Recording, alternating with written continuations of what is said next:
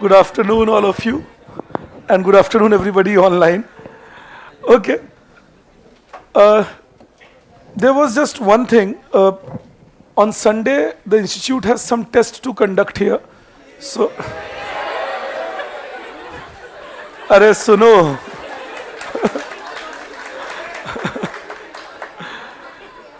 I actually feel like a hooted opera singer right now. But anyways, what I thought was that rather than not having any class at all, so I've talked to the institute what we can do. कर सकते हैं? ठीक है. So, so only for tomorrow, what we can do is we can meet 2:30 and I can at least teach you till 4 odd. They will need the room after 4. तो कम से कम 1.5 घंटे की पढ़ाई तो कर लें कुछ ना करने की जगह पे.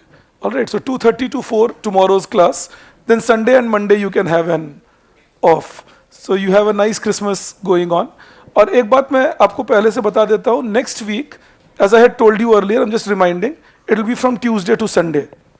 Like Tuesday, Wednesday, Thursday, and Friday, Saturday, Sunday. Because as I had told you, in the beginning of the year, I may not be around. So I'm not taking the classes in the initial days of the year. So I'm trying to take 6 classes on a row so that we are again in a comfort zone there. So tomorrow we have a class at 2:30, only for tomorrow. Then we go back to our normal schedules. But tomorrow we have a class at 2:30, around 1.5 hours I'll be able to teach you. But at least that much we do, so that we are on, at least we don't have a 0 hour thing. All right, that is my purpose. Okay, then what we do here, and one more thing, tomorrow evening, tomorrow is Saturday, tomorrow evening around 9 to 10, I will be putting you on the Zoom session, so all your doubts you can ask me, online especially and offline also. You can join me for the Zoom session for your doubts on micro or macro, whatever it is. On your Telegram group, the question paper and the answer sheet, the model answer have been uploaded for test paper on money banking, public economics and Indian economy between 47 and 91. ये वो test था जो मैंने पिछले साल test series में दिया था, तो उस टेस्ट सीरीज के क्वेश्चन पेपर और उसके मॉडल आंसर अभी अपलोड कर दिया है आपके ग्रुप पे, टेलीग्राम ग्रुप पे, तो आप वो देख लेना. अभी हमारी क्लास होपफुली खत्म होते होते तक money banking and public economics के पास्ट ईयर पेपर्स के विद सॉल्यूशन नोट्स अपलोड हो जाएंगे. Alright, I've asked Lokesh sir and Akshay sir and Sandeep sir for that. They'll get it done. All right. So money banking and public economics, past year papers will be uploaded by the end of the class, and the test series paper has been uploaded. So my suggestion again will be that see the paper and then see the answer sheet. After you have seen the paper, seen the notes, and then see the answer sheet. Deliberately, there are few things which I have created in the test series to again inform you about more things. So model answers will tell you that. But in your test series also, definitely not in the same language, but I will be including the concepts. All right. Okay. Now, yesterday we talked about import duty, and we talked about import duty in a small country and import duty in a large country. All right. What we do today, first up, is begin with another concept called import quota.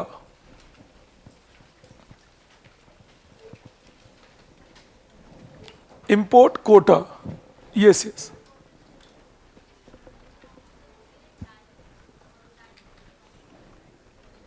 See, external economies of scale mean that you are talking about economies of scale created because of other firms who are expanding the market. And dynamic economies of scale mean that over a period of time, as you go on specializing in a product, you are becoming better off, and that is resulting in reducing your average cost. All right, that is the difference.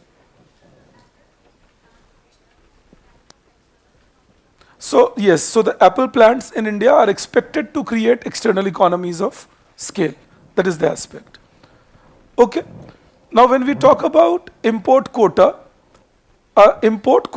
implies that now we are fixing the total amount that you can import.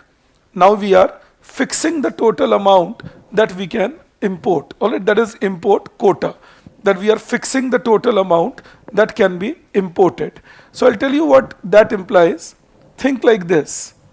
Suppose if we take quantity and if we take price,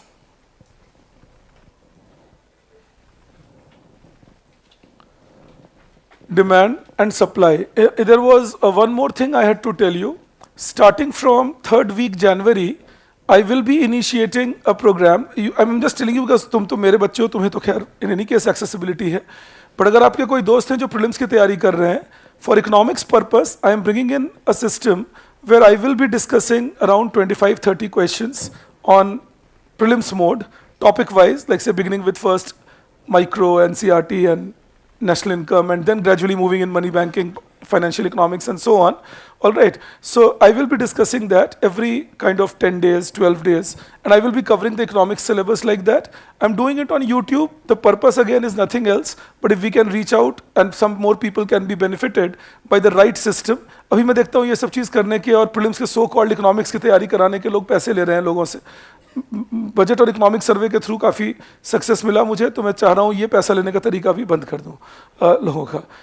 अगर थोड़ा time हम लोग डाल सकें तो वो सबके लिए ही होगा, और आप लोग के लिए तो होगा ही ऑफ कोर्स.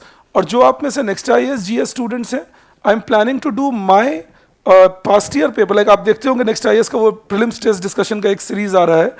मैं प्लान कर रहा हूँ कि जो मैं डिस्कशंस लूँ वो लाइव लूँ, तो आपको ताकि आप अपने डाउट्स भी वहीं पूछ लें. And it is more like a classroom then a recording I find very अननर्विंग, looking at my self in the camera. I mean can't tell you, it's hideous.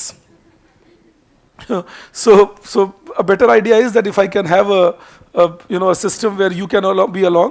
तो अगर तुम चाहो तो मैं उसको भी प्लान कर रहा हूँ that will make it live, and will make it live for even our optional students. So even if you are not a next IAS student, but you are my optional student, I'll try making sure that they can connect you to that, and we can have a live discussion one by one. I'm planning 5-6 classes on all the past year papers that have been asked. So 2011 to 22, all right, 23 rather, all the question papers. So that should begin by next week itself. Okay, yes. I will be that I will be taking. Current affair classes तो मैं ही लेता हूँ. वो तो मुझे लगता है हर आदमी को खुशफहमी होती है ना अपने बारे में. मुझे मेरे बारे में नहीं, मैं जानता हूँ तो इसीलिए वो तो मैं करूँगा ही. That I will be doing. All right. In fact, for your group per se, before the mains exam, I will be conducting even Zoom sessions for my optional students. Not only your group, but even the previous groups. I did it last year also, where I discuss with you some major topics, and I try pushing it through. एक बात का और ध्यान रखना, जो test series में तुम्हें दूं उसके क्वेश्चंस अच्छे से कर लेना. All right, just make sure that those questions are done well.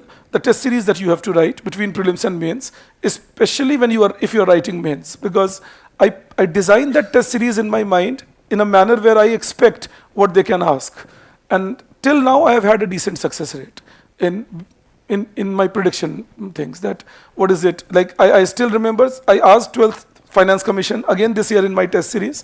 A student rather sent me a message that why are you asking 12th Finance Commission? I told him you will see it a week later. मैं ऐसी मजाक में बोल दिया, आप मुझे जानते ही हैं, मुझे कहाँ से पेपर पता होगा. तो how will I know? I am normal teaching in a coaching institute, so that is all that I do. But I just told him matter of factly. और जब वो आ गया तो वो कहते सर आपको पहले से पता था, कि कमाल कर रहे हो, पहले से पता था, जेल में डलवाओगे मुझे. तो वो ऐसा कुछ भी नहीं है. But few things I think I am able to kind of predict. So try taking advantage of that.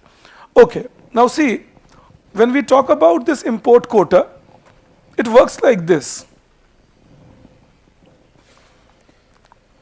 Suppose I have a PW and I have a Q1S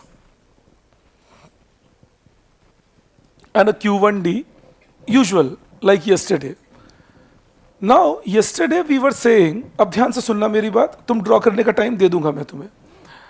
Yesterday I was saying that if we impose a tariff and the price rises to a PW plus T, all right? So if we impose a tariff and price rises to PW plus T, let's call it P1 for the time being. All right. Let this P1 be exactly PW plus T, but I'm refraining from calling it PW plus T. क्योंकि मैं tariff नहीं लगा रहा, मैं कोटा लगा रहा हूँ. तो कोटा का मतलब क्या हुआ?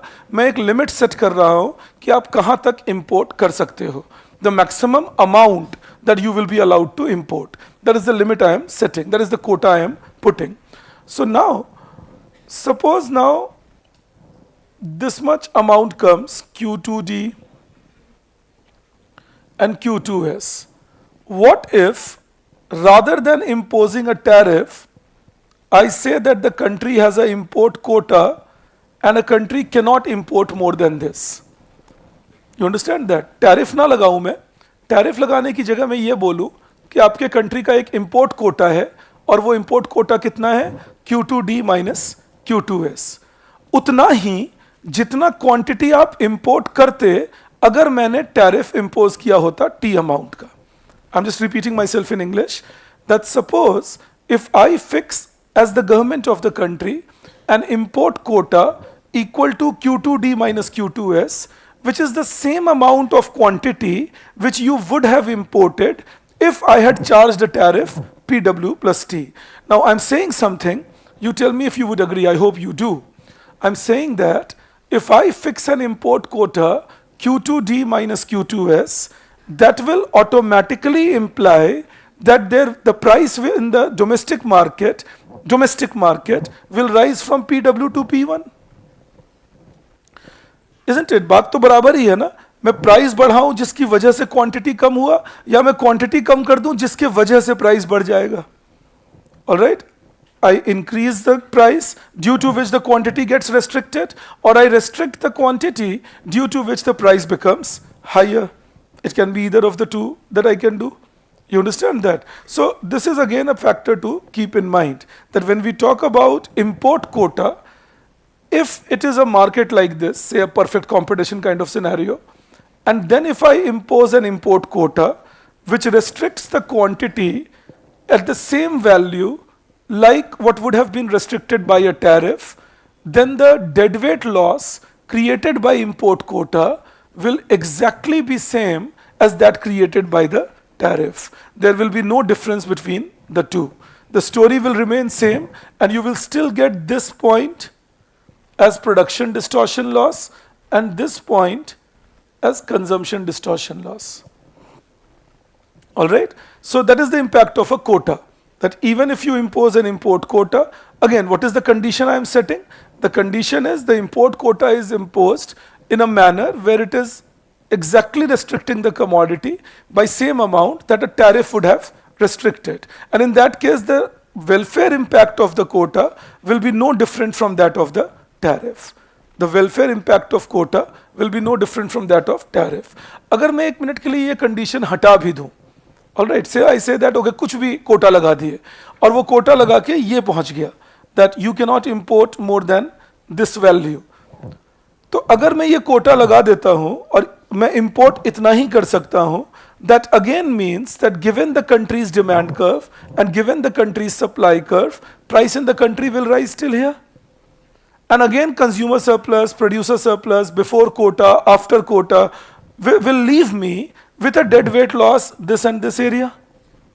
Finally तो यही होगा ना कि अगर मैं बोलूं कोटा लगने से पहले, तो कोटा लगने से पहले ये सिचुएशन था that there was a PW and I could have an A and a B and a C and a D and can be an E and an F and a G.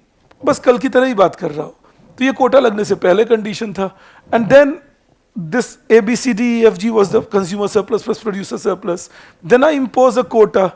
As I impose a quota, the quantity gets restricted. Since the quantity gets restricted, the price becomes higher. Since the quantity gets restricted, I have changed the sequence. Yesterday I was saying, since the price has become higher, the quantity gets restricted. Today I am saying, since the quantity gets restricted, the price becomes higher. And due to that, now this A plus E will be consumer surplus. This B plus G will be producer surplus. This D is not a welfare now. It is called, this D area, it is called quota rent. Why quota rent? What does that mean?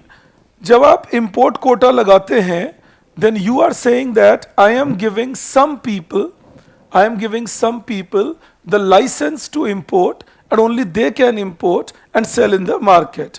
Now these people will import at which price? PW. But at which price they can sell in the market? P1, which means this is the profit they will make on these many units. So this D will go to whom? Not the government anymore, no? This D will go to those people who have the license to import, and that becomes import quota rent. That is extra money that I receive, not because I am efficient, not because I am productive, but because I have the license to import which others don't have. So that extra benefit of mine allows me quota rent. Now there is a conflict in literature on this. Some economists believe this should be a part of welfare because in any case this is going to the people of the country, as the licensees will be people of the country. Some economists believe that this should not be a part of welfare because it is not going to the government, so there is no guarantee that it will be spent for any welfare activity. You understand that? But in our case, since the popular opinion is it should not be taken as a part of welfare, so we will not take it as a part of welfare.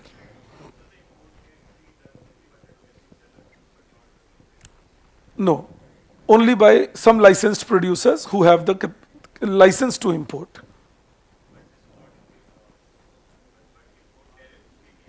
हाँ, import tariff के case में तो है कि tariff लग गया, अब सब लोग खरीदिए बेचिए ला सकते हैं. You quickly draw this up, then we go further. Yes yes Rohit, come again. Yeah, we are assuming that there is no such.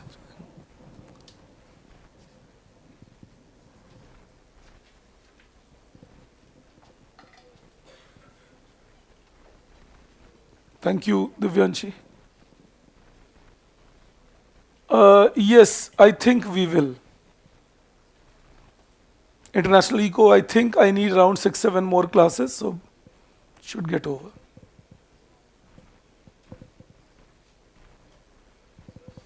I'll just take 1 second. Vasundhara, just leave this question for me on Telegram and I can answer that. Yes. I heard a sir. Yes.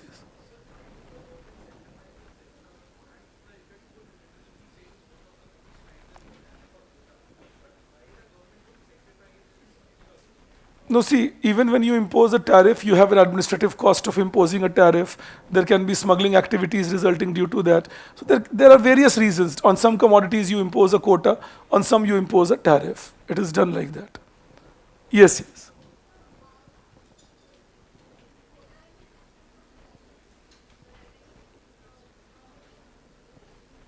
Right, but then that is taken as a neutral zone. Like we neither call it deadweight loss nor do we call it welfare increment. Like D is kind of a silent zone. We don't talk about it. We say that D is an import quota. Now, as I told you, the literature has both stories on it. So we'll just let D be, and we'll say that consumption distortion loss and production distortion loss will be in the same manner as they were earlier. All right, that is all. See, I'll tell you why. The question that they ask you normally in the exam is to compare an import quota with a tariff of an equivalent amount. So in that case, you draw the curve, draw both the curves, show that the impact is similar, and then you can talk about the deadweight loss aspect, and you can keep quiet on D, or you can say that D is the rent that goes to the importers who have the license to import, while in case of tariff, D is the revenue earned by the government, and you don't take a value judgment on that. All right, that is the idea. Yes, we'll go. Actually, no, again, in a large country's case, again, there will be some burden of the quota shifted to the others. But normally, as large countries, generally, they don't tend to impose quotas. Okay, then there is another aspect of it. अब ये जितना discussion हम लोग कर रहे थे, अभी तक जो बातें की, it was all assuming that there is a perfect competition and there is a demand curve and supply curve, and we work with that. Now, if we change the story a little, and we say that what if there is a monopoly? I did not make you write anything because you have the write-up in your notes, the printed notes. You can read the same things up from there. So I'm just saving our time of not dictating it to you. Now, when we talk about a situation, so we say that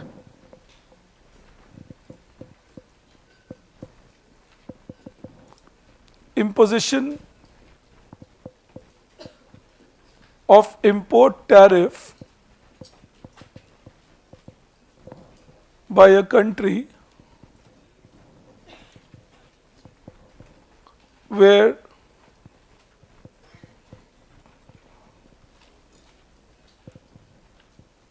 domestic firm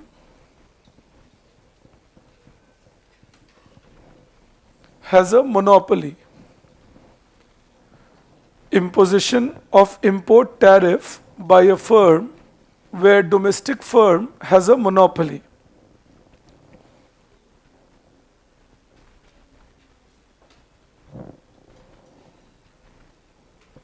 Just to make it clearer to you, monopoly in the market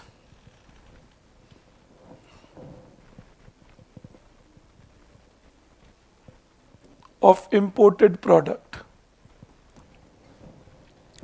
जो commodity आप import करते हैं उस commodity को domestically मैं एक monopoly के साथ प्रोड्यूस कर पाता हूं.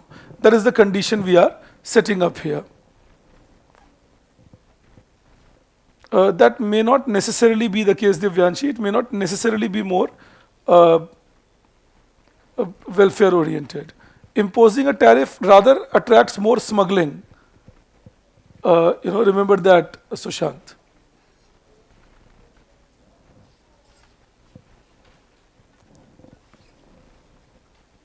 Possible, Samiksha? Ideally, they can't reduce it because people will get pretty upset at that. Okay, let's see this. ये मुझे उम्मीद है आपने लिख लिया होगा, तो इसको मैं उड़ा देता हूँ. मुझे बोर्ड चाहिए for a bigger diagram. Now suppose we go like this. If we take quantity or say output,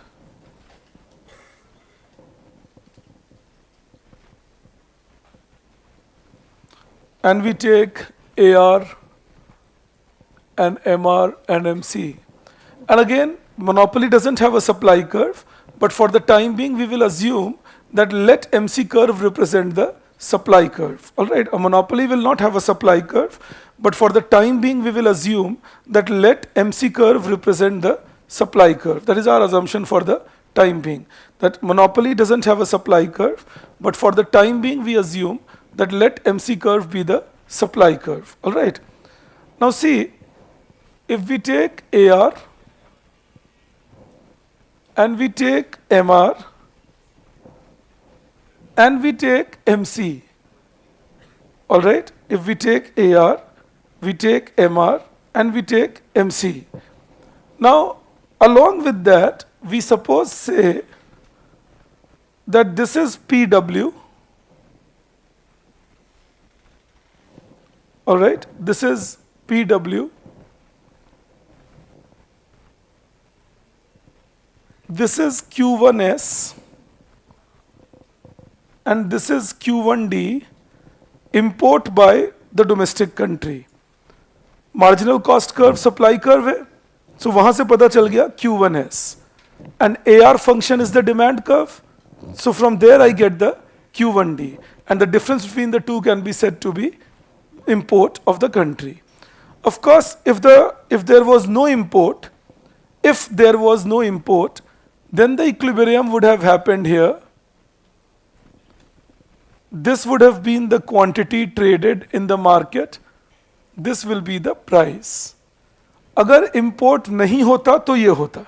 All right. If there was no import, this would have happened. That there will be no AR curve. There will be MR is equal to MC equilibrium, and then the point where QM matches the AR curve will be the equilibrium. Since it is trade happening, obviously the monopolist cannot charge this price, and monopolist will not sell this output. Then it is derived from the normal situation we live with, that there is a PW and there is a Q1S, Q1D, and all these stories. That is how we are there. Suppose now if a tariff is imposed, say the price rises, say this is the amount of tariff imposed, PW plus T. Suppose there is an amount of tariff imposed, PW plus T. And suppose that tariff results now in increasing the price to PW plus T. No major change will come here. What will happen is, now again, the monopolist in this market will sell Q2S. The market will demand Q2D. And the situation more or less remains similar except for this change. All right? The situation more or less remains similar except for this change. The moral of the story is, as long as I don't impose a tariff this much, the monopolist cannot charge the price PM. You understand that? या तो सरकार tariff charge करें इतना ज्यादा कि price बढ़कर PW से PM पहुंच जाए. All right, if that is the tariff charged, then automatically it will mean that the market will, the monopolist can be or will be able to charge that price in the market. But obviously government will not charge that tariff, because if government charges that tariff, then people will buy over here and then it will be like a monopoly market. Entire global market goes away. All right, फिर domestic firms ही supply करेंगे. मैं मान सकता हूँ आप समझ रहे हैं मेरी बात? If government imposes a tariff which increases the price to PM, then there will be no trade. Then the entire supply can be done by domestic firms and there will be no foreign firm supplying to the market. But any other tariff imposed, the way I have shown it with the green line, PW plus T, will imply that now, considering this as the supply curve, the monopolist will supply this much, the market will demand this much, imports will fall to Q2D minus Q2S, price will rise to PW plus T. That's it. So, in case they ask you anytime that is it possible for the government to impose a tariff and then the firm can increase its monopoly power or charge its monopoly price, you can say that will become possible only when there is a high enough tariff imposed which allows the market to be only supplied by the monopolist and trade becomes zero. ये तभी हो सकता है जब tariff इतना impose कर दिया जाए कि मोनोपोलिस्ट ही सप्लाई करेंगे और ट्रेड जीरो हो जाए. You understand that? That is the only thing that will happen then. All right. But apart from that, whatever tariff you impose, there will be a scope for extra supply by the world market. Okay. You write a line. Again, you have it in your notes, but you write a line further below that.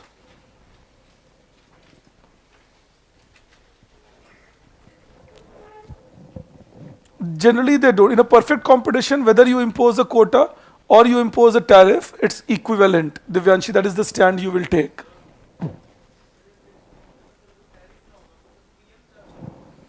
अगर tariff नहीं होगा तो PW charge होगा.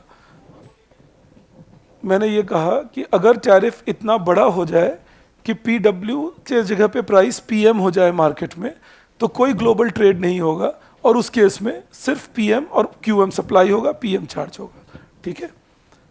Okay. You write this up, you write, in case of imposition of tariff,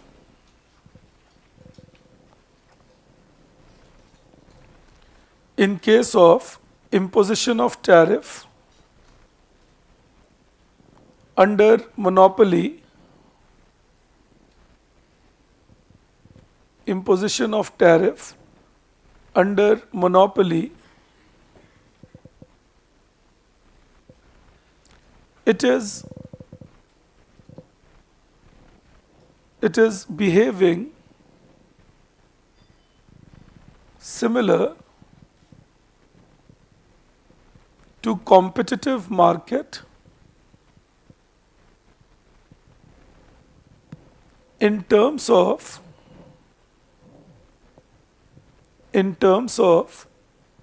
market response.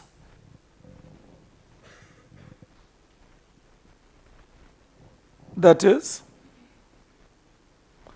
assuming MC curve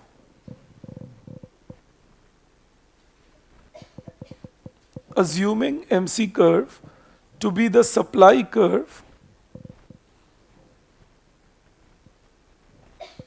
MC curve to be the supply curve of the firm, it is possible to show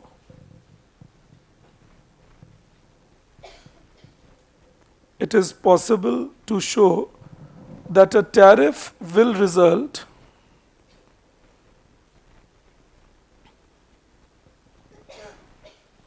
in increasing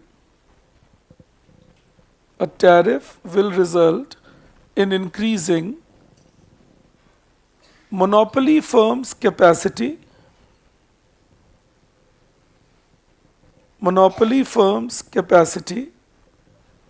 to supply to the market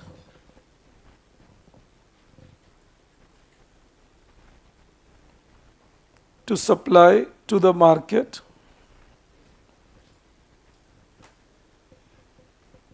and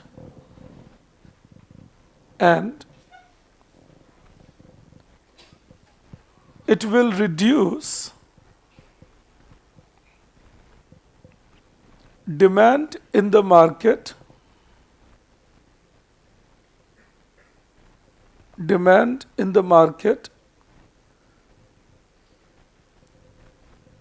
by upward movement on AR curve.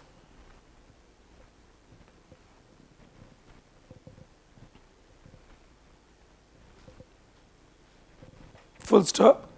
Monopoly power is still absent. Monopoly power is still absent as monopolist cannot charge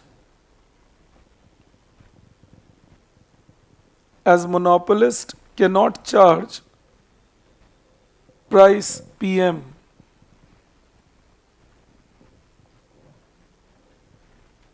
Full stop. That can happen only when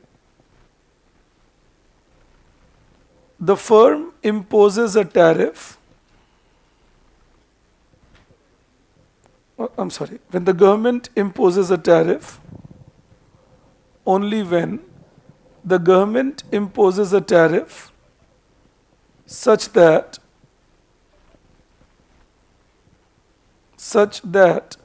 price rises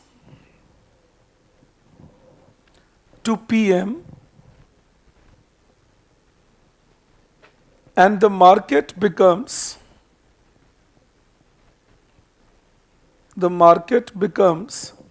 a monopoly market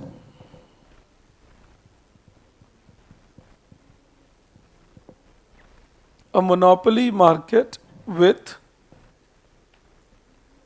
no possibility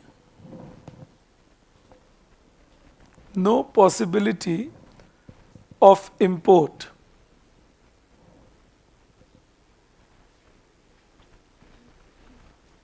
Change the paragraph and write, in case of perfect competition,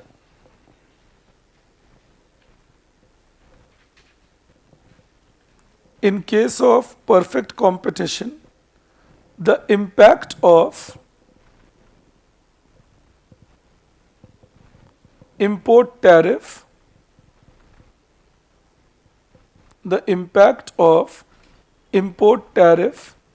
and an equivalent amount of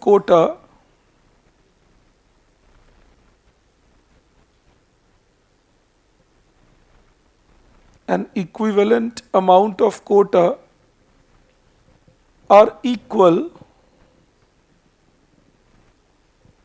in the market,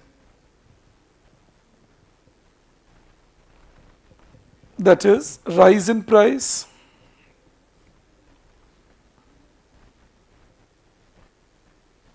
and loss of welfare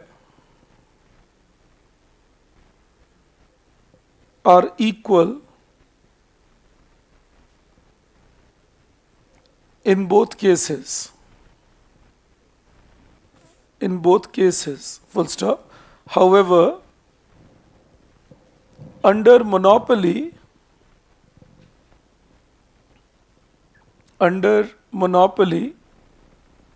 if tariff is replaced by import quota,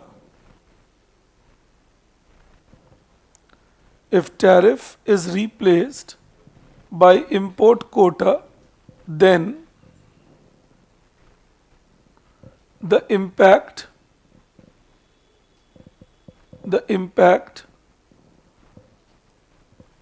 on price is much higher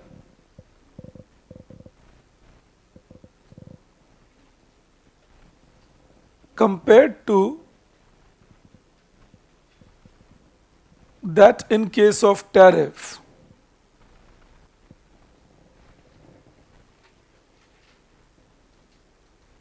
stop. This is because the producer subtracts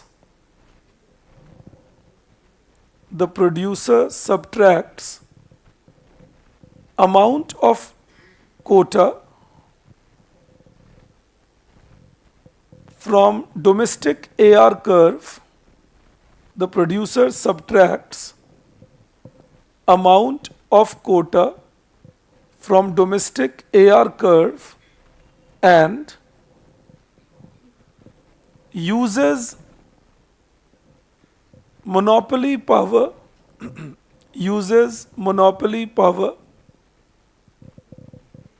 in the leftover market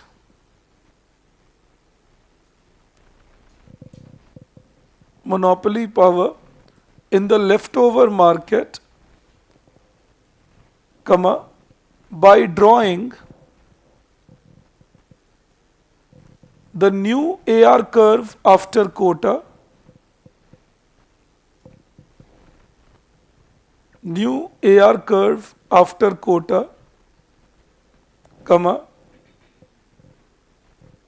deriving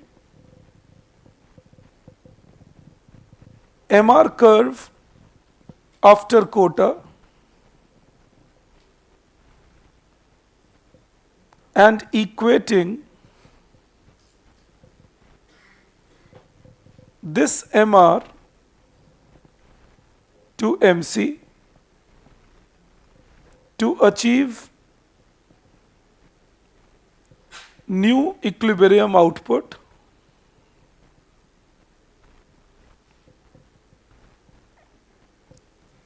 And then charge a relatively higher price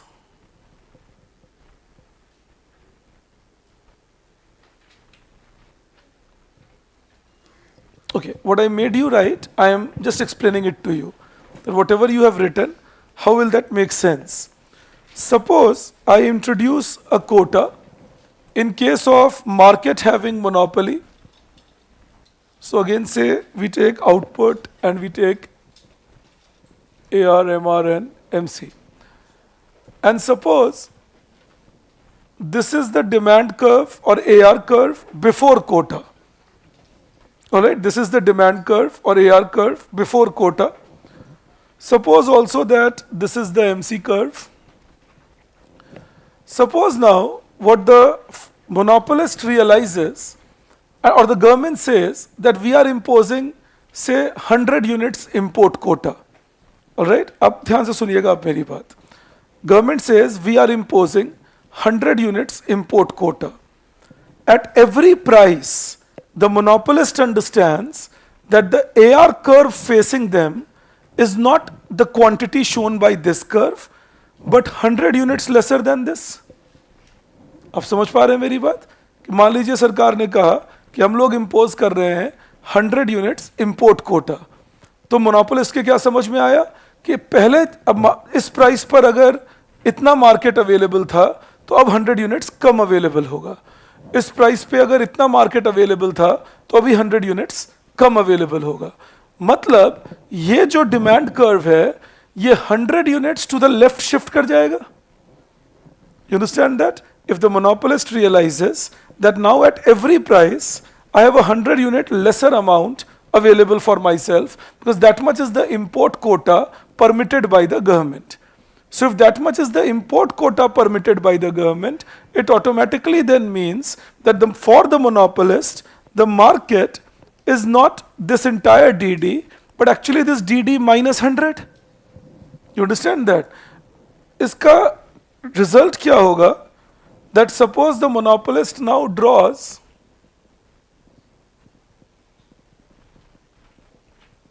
a DD quota where horizontal distance between DD and DD quota is nothing but the import quota amount, 100 units in my example. अब जब भी इनके बीच का horizontal distance लेंगे तो वो कितना मिलेगा? The 100 unit or import quota value which has been introduced. तो monopolist के समझ क्या आ गया? What the monopolist gets now that DDQO or DDQ quota is my demand curve, and I have no foreign competition in this market now. Government क्या कह रहे हैं, you can import up to the quota. तो monopolist के लिए क्या बात आ गई, तो ठीक है, अगर 100 यूनिट्स आप इंपोर्ट करना अलाउड है, उस 100 यूनिट के आगे तो कोई फॉरेन कंपटीशन नहीं हो सकता. There can be no further import in the market beyond that 100 unit. So for the monopolist, this DD quota becomes the demand curve facing them now in the market, or their AR curve. Once I know my AR curve, I can multiply it by Q, get my TR, differentiate it with respect to Q and get my MR. अगर मुझे AR Kota मिल गया तो मैं उसको multiply कर सकता हूँ quantity से, मुझे टोटल रेवेन्यू मिल जाएगा, और उस टोटल रेवेन्यू फंक्शन को डिफरेंशिएट कर लूँ तो मार्जिनल रेवेन्यू मिल जाएगा. यही मोनोपोलिस्ट करेंगे. They have the AR quota in front of them. Using that AR quota they can get the total revenue for them in the after the quota, and differentiating the total revenue function they get marginal revenue after quota. Say for a second that marginal revenue after quota comes out to be something like this.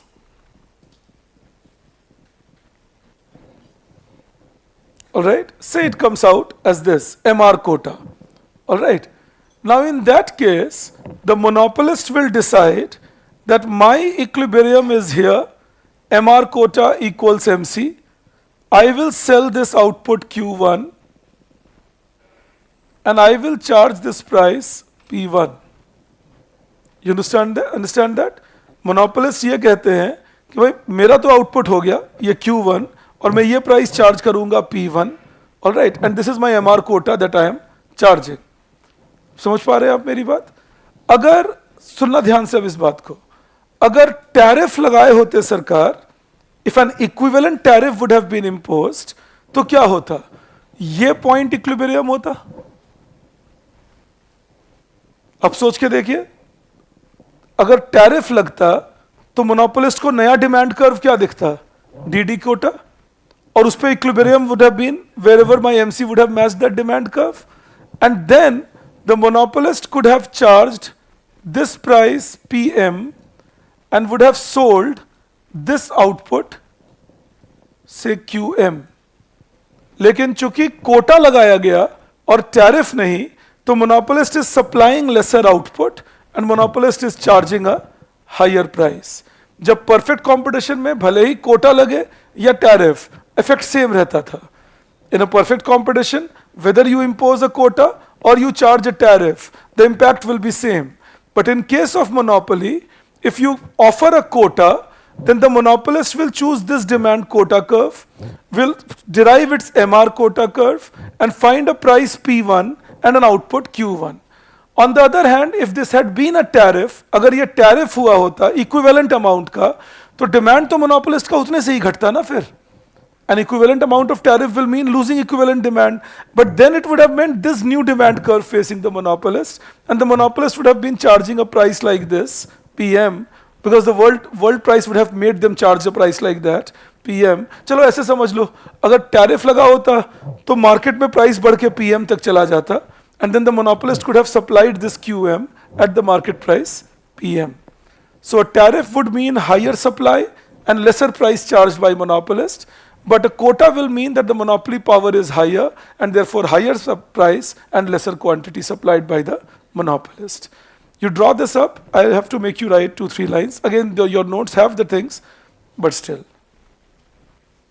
Yes, correct Tanvi, that is the amount it can be imported. Monopoly in the market of imported goods मतलब अगर मैं मेरी country bicycle import कर रही है तो मेरे देश में एक कंपनी है, मान लो बजाज साइकिल, जिनका मोनोपोली है, उनके अलावा कोई और कंपनी नहीं है. No, if a tariff is imposed, why would you find MR tariff, Sambhavi? Go back to the previous diagram. You never found an MR tariff there, no? You simply found out that after tariff, what is the price in my market and how much can I charge? So the difference between the two demand curves represents an equivalent tariff impact. That is why you don't need an MR tariff.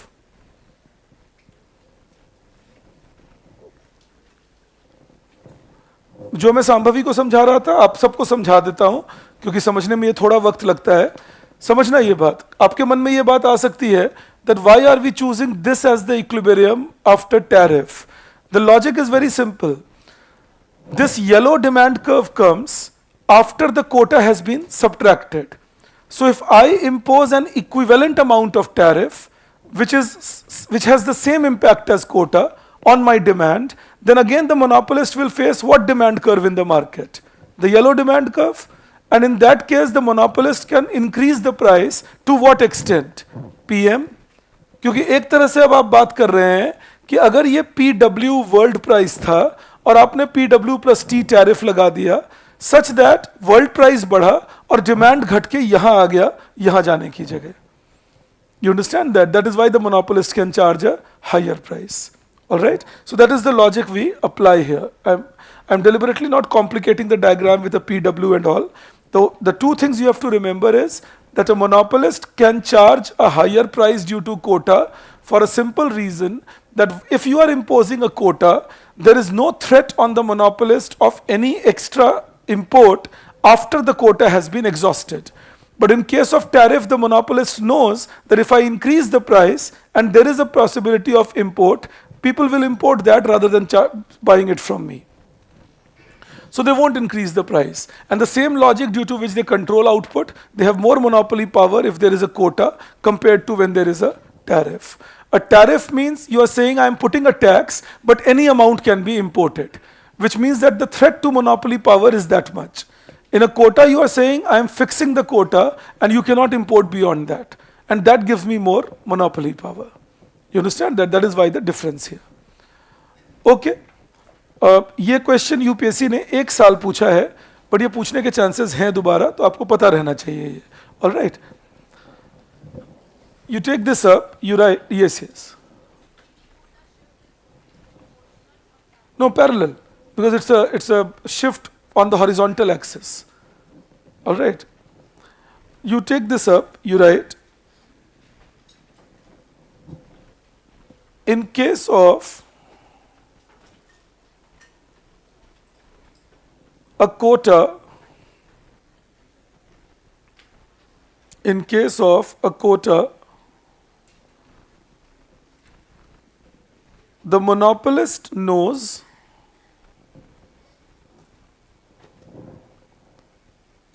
that the extent of competition in the market, the monopolist knows that the extent of competition in the market is that of the quota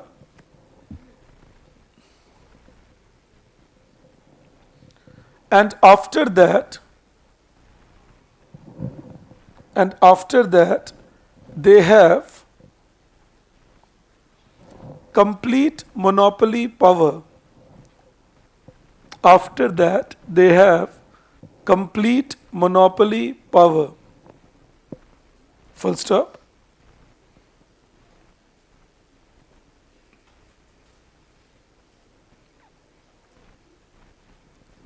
Therefore, they are able to charge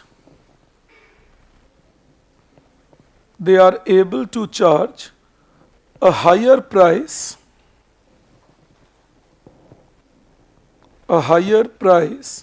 and supply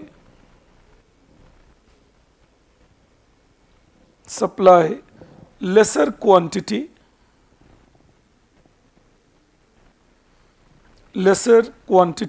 to the market.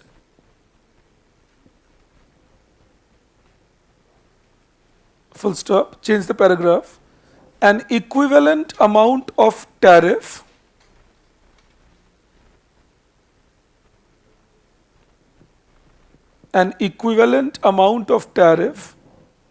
will imply that demand will shrink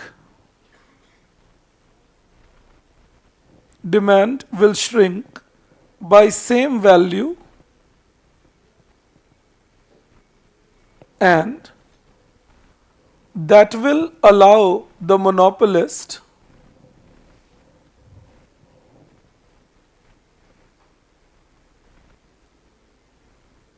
to charge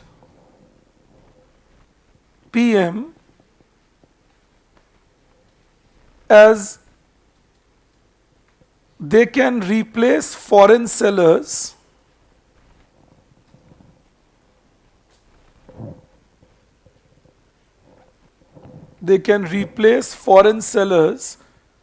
in the market and supply output level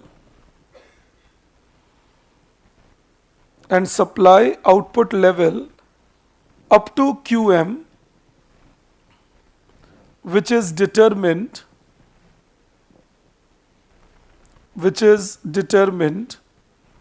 by intersection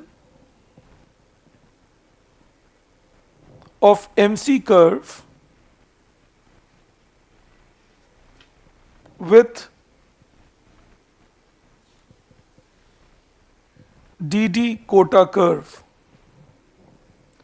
Intersection of MC curve with DD quota curve, all right, because that is the extent of demand available for the monopolist. Tariff इस तरह से लगा कि आपका market ऐसे shrink हुआ कि monopolist के लिए बचा हुआ मार्केट बना डीडी कोटा. तो मोनोपोलिस्ट जानते हैं कि अब मैं फॉरेन प्रोड्यूसर को रिप्लेस कर सकता हूं by going on charging a higher price and supplying the market up to QM. So the monopolist will supply the market up to QM and the monopolist will charge a price PM. All right. But then see again, as is evident to us now, that price after quota is higher and quantity after quota is lesser because monopoly power due to quota is higher compared to monopoly power due to tariff. In perfect competition, it did not make a difference because there was zero monopoly power in either of the two cases. It was a competitive market. All right, so the behaviors are different. अगर तुम सोचते हो sir exam में क्या पूछते हैं, exam में पूछते हैं distinguish between the impact of tariff and quota in case of perfect competition and monopoly. तो कुछ ना कर सको तो याद जरूर कर लेना. ऑलराइट, काम चल जाएगा उससे. बट आपको समझ में आ जाना चाहिए बस ये दैट मैं फिर रिपीट कर रहा हूं क्योंकि थोड़ा ये ट्रिक आता है यहां समझने में. The price has been increased in such a way that now the monopolist can charge up till this point. The tariff has been imposed in that way. How do we know that? Because now given this demand curve, which is the result of quota and an equivalent tariff, the monopolist can supply till here, sell this much output. Why sell this much output? Because the foreigners will not be selling this output because of the rise in price to that extent, which will allow the monopolist to enter the market. कि मान लीजिए पहले monopolist यहां supply कर रहे थे, अगर tariff लगा दिया गया तो मोनोपोलिस्ट अपनी सप्लाई बढ़ाने लग जाएंगे ना. अब समझ पा रहे हैं मेरी बात? लेकिन सप्लाई कितने से बढ़ाने लग जाएंगे? उतना जितना डिमांड होगा उनके प्रोडक्ट के लिए मार्केट में. अगर टैरिफ उतना ही है जितने से कोटा लगा था तो उनके लिए डिमांड कितना होगा मार्केट में? Till QM shown by the yellow curve. That is the impact here. All right, that is what we are seeing here. All right, then आप में से कुछ लोगों ने अपने इंटरनेशनल इकोनॉमिक्स में ये क्रूगमैन के अपेंडिक्स में किया होगा. There's an appendix of Krugman. Salvatore doesn't discuss it. All right. Let's see this. Then, अब एक और बात करते हैं हम लोग. This is again an extension of strategic trade policies. That is called export subsidy.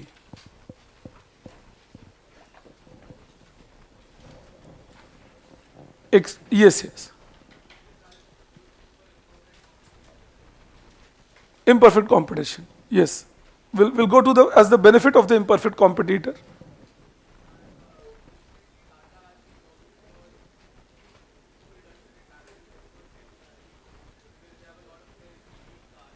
Yes, that can be close to this. Okay. Now, when we talk about export subsidy, एक bracket में लिख लो welfare impact.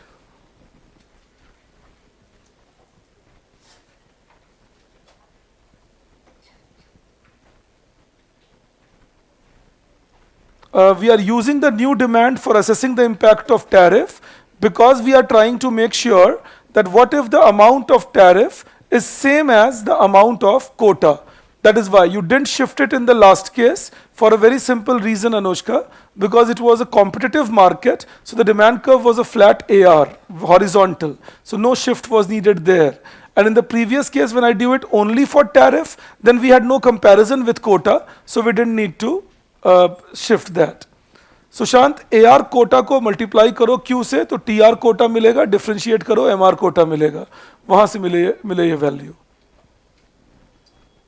Yes, it is like PW plus T. Shiv Prasad, I'm answering your question. Okay. Tanvi asks me for a real life example, but believe me, if I take you into real life example, life will become more complex. You stick to the theoretical aspect. Real life examples make it more complex because in real life you don't have such smooth quota tariff story. In real life you have non-tariff barriers combined with the tariff barriers, and quotas have almost been removed from global lexicon. अब आप बहुत countries को quota लगाते नहीं देखते, tariff लगाते हैं या non-tariff barrier लगाते हैं. That is the method of trading. पर अगर तुम चाहते ही हो real life example तो कुछ इस तरह से सोच लो कि या तो मैं बोल दूं that you can import 100 units of say a particular brand of chocolate in my country, या मैं price इतने से बढ़ा दूं that you cannot import more than that 100 unit of particular brand of chocolate. तुम इस तरह से समझना, होपफुली अब ये तुम्हें और अच्छा समझा पाएगा. जब आप कोटा लगाते हैं तो आप सभी प्राइसेस पे रेस्ट्रिक्ट कर देते हैं 100 यूनिट से प्रोड्यूसर का मार्केट. लेकिन जब आप टैरिफ लगाते हैं तो आप प्रोड्यूसर को अलाउ कर रहे हैं कि जब तुम यहां बेचोगे तो तुम्हें वो 100 यूनिट डिफरेंस का फायदा मिलेगा. अगर तुम उससे कम या ज्यादा कुछ भी बेचोगे तो वो 100 यूनिट का फायदा नहीं मिलेगा. इसीलिए प्रोड्यूसर यहां तक आते हैं. When it is a tariff that will restrict demand by 100 unit, then the producer has to find equilibrium here, because only then the horizontal distance is 100 unit, no? I hope you are reaching me now. अगर tariff लगा तो आप देखो tariff कितना लगना है, उतना ही जितना कोटा था. कोटा कितना था? 100 यूनिट. तो जब तुम उतना ही टैरिफ लगाओगे तो प्रोड्यूसर कहां तक बेचेंगे ताकि इंपैक्ट वही रहे जो कोटा का था. यहां तक आना पड़ेगा ना उन्हें, इसीलिए मैं यहां चूज कर रहा हूं. अब और थोड़ी क्लैरिटी मिल रही है आपको इस बात पे. You understand that I have to choose a tariff. I'm just repeating myself in English. I have to choose a tariff such that the impact after tariff matches the impact after quota. Now that will happen only when I reach here, because only then the difference is this much equivalent as an impact after tariff. If there was any other level of tariff, the impact wouldn't have matched the impact of quota. All right, that is the aspect here. हाँ, ज़्यादा हो जाता. All right. Then, and we are trying to make a comparison. Always keep that in mind. Then, the next thing, when we say export subsidy is when government of a country promises the exporters $S per unit for all units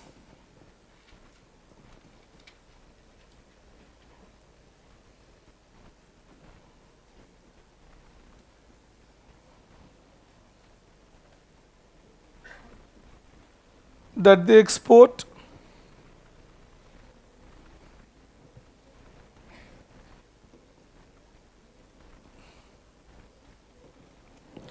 to the foreign market. When government of a country promises the exporters $S per unit for all units that they export to the foreign market. In that case,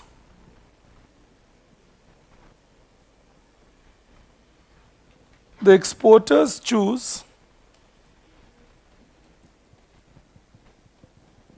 to increase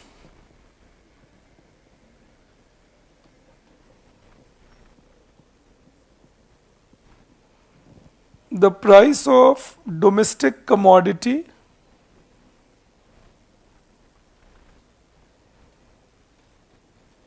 by S dollars per unit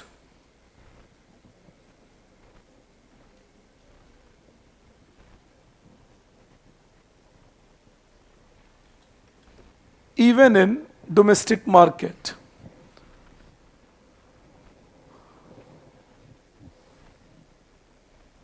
Just below export subsidy, on a bracket you write welfare gain, Divyanshi. Yes, correct, Yash, you're right. Well, if situation is monopolistic competition, Lipakshi, then the situation will be same as in a monopoly. If it is oligopoly, then things will be different because then it will depend on how different firms are responding to the market changes that they observe. Then it is a multiple sum game, so we don't discuss that here. Okay, see, when we talk about export subsidy now, अगर इसका diagram draw करें, यहाँ देखो क्या हुआ. अगर मान लो मेरा एक कमोडिटी है जो मैं वर्ल्ड मार्केट में 10 रुपीज का बेच रहा हूँ या $10 का बेच रहा हूँ. Suppose if my government tells me that we will give you $2 per unit for every extra unit that you sell in the global market. So if I will get $12 for selling in the global market, automatically I will charge $12 for selling in my domestic market also. Because I know that this is my opportunity cost. If I'm selling in the global market, I'm getting $12 for this commodity. So if the domestic consumers want me to supply it, they should expect to pay $12 because I know that that is my opportunity cost. Then I would rather sell in the global market. अगर domestic sellers, producers, consumers मुझे नहीं देंगे उतना पैसा, मैं बाहर के market में बेच दूंगा. You understand that? So that is why when the government gives an export subsidy, price also rises in the domestic market. Okay. Now on a diagram, it looks like this.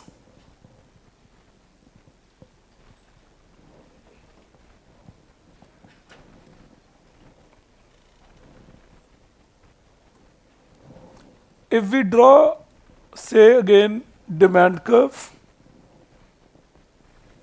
and if we draw supply curve, and let us say that now this was PW, world price before subsidy, and this was domestic demand at that price, and this was domestic supply at that price. I have a PW, a global price, and now of course there is a domestic demand Q1D and there is a domestic supply Q1S. And Q1S minus Q1D as usual becomes my export from my country. Alright, so I have a domestic supply Q1S, domestic demand Q1D, and Q1S minus Q1D is my domestic export. Alright, suppose we are at that point. Now suppose if I give a subsidy to this firm or my market, and now it rises to this point, PW plus S.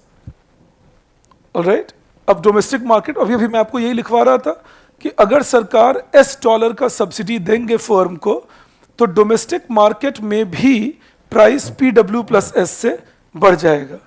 If the firm is given or the market is people are given $S subsidy in the domestic in the foreign market, then they will be willing to sell in the domestic market also only when they are offered that higher subsidy.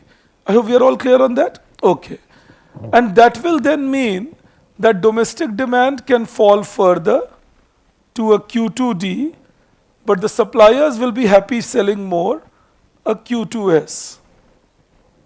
All right, let us now, and I'm just joining it for a particular purpose, you will also get it in a while. So let us say again we give it names and we call it A, B, C, D, E, F, G, H and I. For safety sake, say J and K. Alright, so you take it as that. Even though some of them we will not use, but just for filling all the columns. Well, if countervailing duty is allowed, it can be imposed. But remember, The countervailing duty never covers for the actual support given to a firm in its domestic territory. Always keep that in mind, Karan. The countervailing duty is never good enough to countervail in real sense. वो theoretical countervailing है.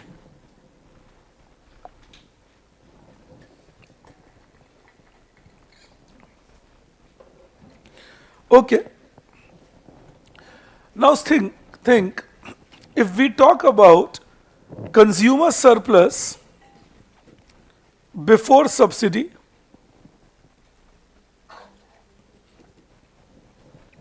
consumer surplus before subsidy, so in that case it will be A, B and C. Blue line के ऊपर देखना. All right, consumer surplus before subsidy. Before subsidy the price was PW, and this and this area is what you should be looking at. I hope you all can visualize it. That consumer surplus before subsidy, area above the price line, below the demand curve. So area above the price line is this blue line, below the demand curve this white curve, these three vertices there. So we can take it as A plus B plus C. And producer surplus before subsidy, producer surplus before subsidy was FGHI. All right, producer surplus before subsidy was F plus G plus H plus I. Why? Area above this supply curve and below the price line. All right, तुम अपने दिमाग में खुद तय करोगे. मुझे exam hall में बिल्कुल अलाउ नहीं करते. बाहर भी खड़ा नहीं रहने देते. तो आप दिमाग चलाते रहेंगे जरूर कि प्रोड्यूसर सरप्लस क्या हुआ, area below the price line PW and above the supply curve. So that will mean F, G, H and I. All right, area below the price line and above the supply curve. Okay, so we say producer surplus before subsidy is F plus G plus H plus I. All right, so that means that if I add all that, my total surplus before subsidy adds up to A plus B plus C plus F plus G plus H plus I. I hope you are with me on this. अच्छा, तो यहाँ तक एक कहानी हुई. अब आप जानते ही हैं, यू आर वाइज इनफ. अब मैं जाऊँगा आफ्टर सब्सिडी पर. तो अगर उसकी बात करें, consumer surplus after subsidy, now it will be area A, isn't it? The price has gone up to PW plus S, area below demand curve, above the price line. So consumer surplus after subsidy, area A, and producer surplus after subsidy, think this will be this supply curve and this price line, है ना? B, C, D, I, H, G, F, all of that. Okay, so the producer surplus becomes B plus C plus D plus F plus G plus H plus I. Unfortunately हमारे policy makers को यहीं तक की कहानी सुनाई जाती है शायद, इसीलिए एक्सपोर्ट सब्सिडी देने के लिए इतना ज़्यादा तैयार रहते हैं. क्योंकि इसके आगे की कहानी लेकिन क्या है? इसकी आगे की कहानी है that this, now if you just add this, you'll say, oh great, I have this A plus B plus C plus D plus F plus G plus H plus I over here, where an extra area D gets added. You understand that? But what we are forgetting is, all this is coming at a cost, and that cost is this subsidy bill of the government equivalent to this area B plus C plus D plus E. ये हो रहा है ना, ये जो rectangle है, ये खर्चा कहीं बाहर से थोड़ी आ रहा है, ये तो अपने देश का रिसोर्स लगा रहे हैं. So my expenditure in this case, we can say that the subsidy bill of the government, subsidy cost is B plus C plus D plus E. ये तो खर्चा हो रहा है, तो सरप्लस में से माइनस होना चाहिए. Yes yes.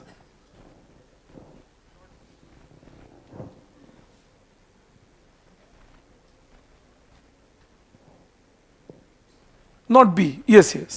Agreed. It has to be C plus D plus E. Oh, sure. Not B. So this is the expenditure. Thank you, Shashwat. This is the expenditure that we do. A C plus D plus E. I am exporting this much, this price, and this is my export. This gets into the picture. अब सोचो इसका net result क्या हुआ. अब यहां तक clear है जो मैं कर रहा हूं. अब अगर मैं टोटल सरप्लस इसके ढूंढने की बात करूं, then it should be consumer surplus after subsidy plus producer surplus after subsidy minus the subsidy cost. Isn't it? What is the gain to consumer plus what is the gain to producer minus the expenditure incurred by economy on that? So if I do that, I will have A plus B plus C plus D. तो ये C और D cancel हो जाएगा ना इस C और D के वजह से. Alright? So I will have A plus B plus F plus G plus H plus I minus E. Alright? That is, say what I write. So suppose if I write total surplus after subsidy as equal to A plus B plus F plus G plus H plus I minus E. I hope we are clear on that. अब सोचो अगर मैं before subsidy में से after subsidy को minus करूं. From before subsidy, this was before subsidy, that is after subsidy.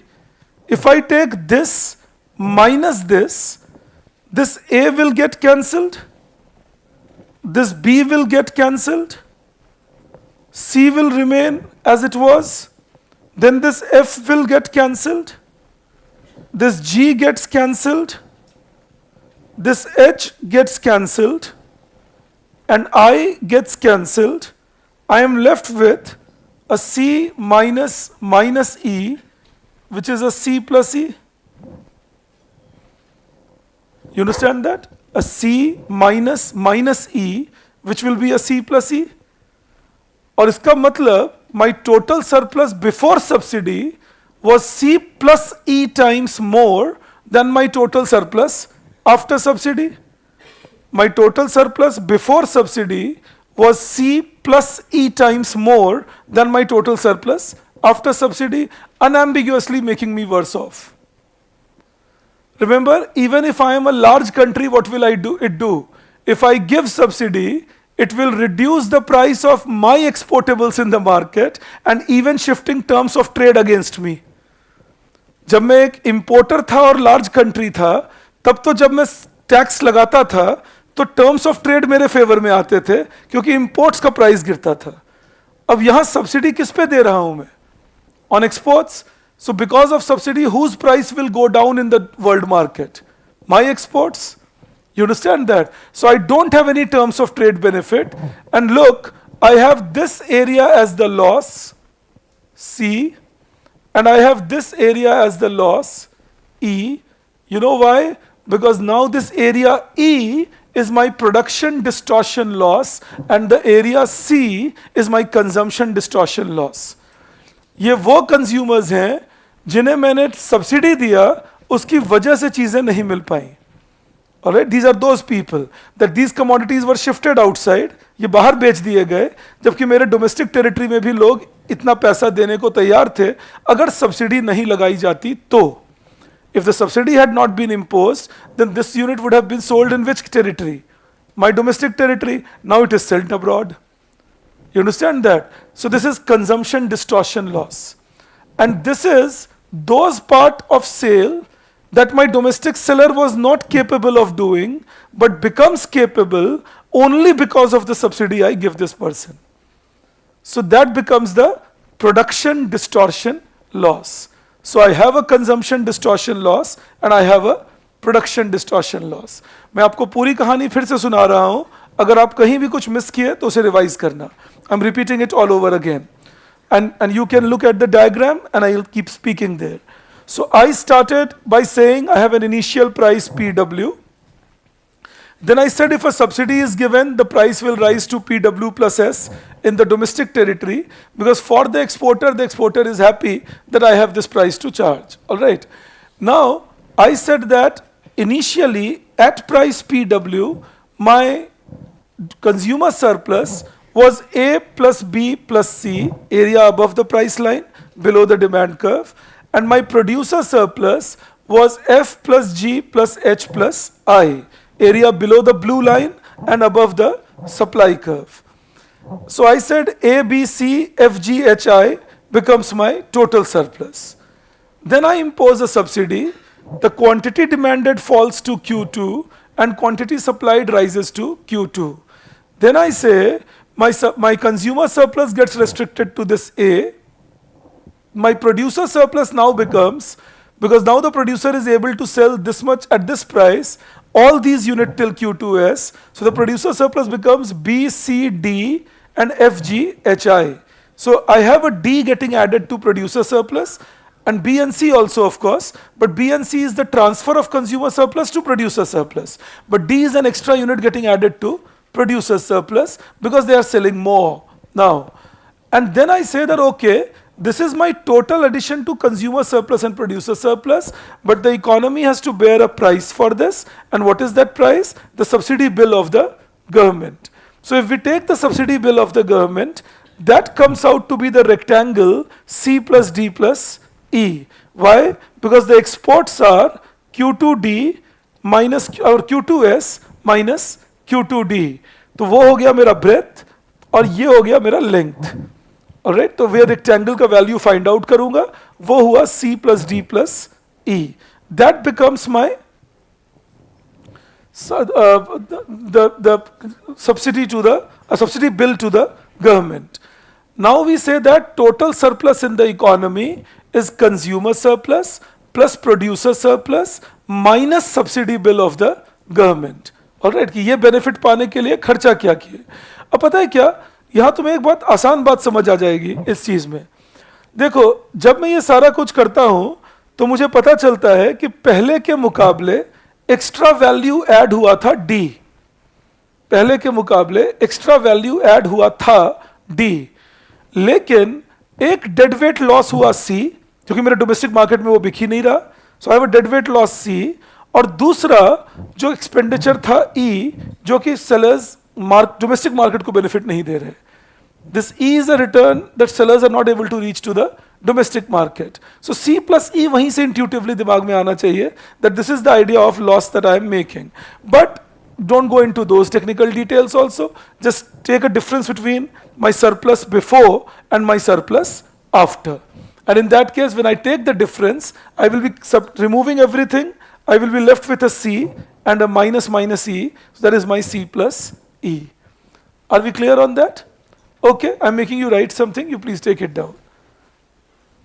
You write the area C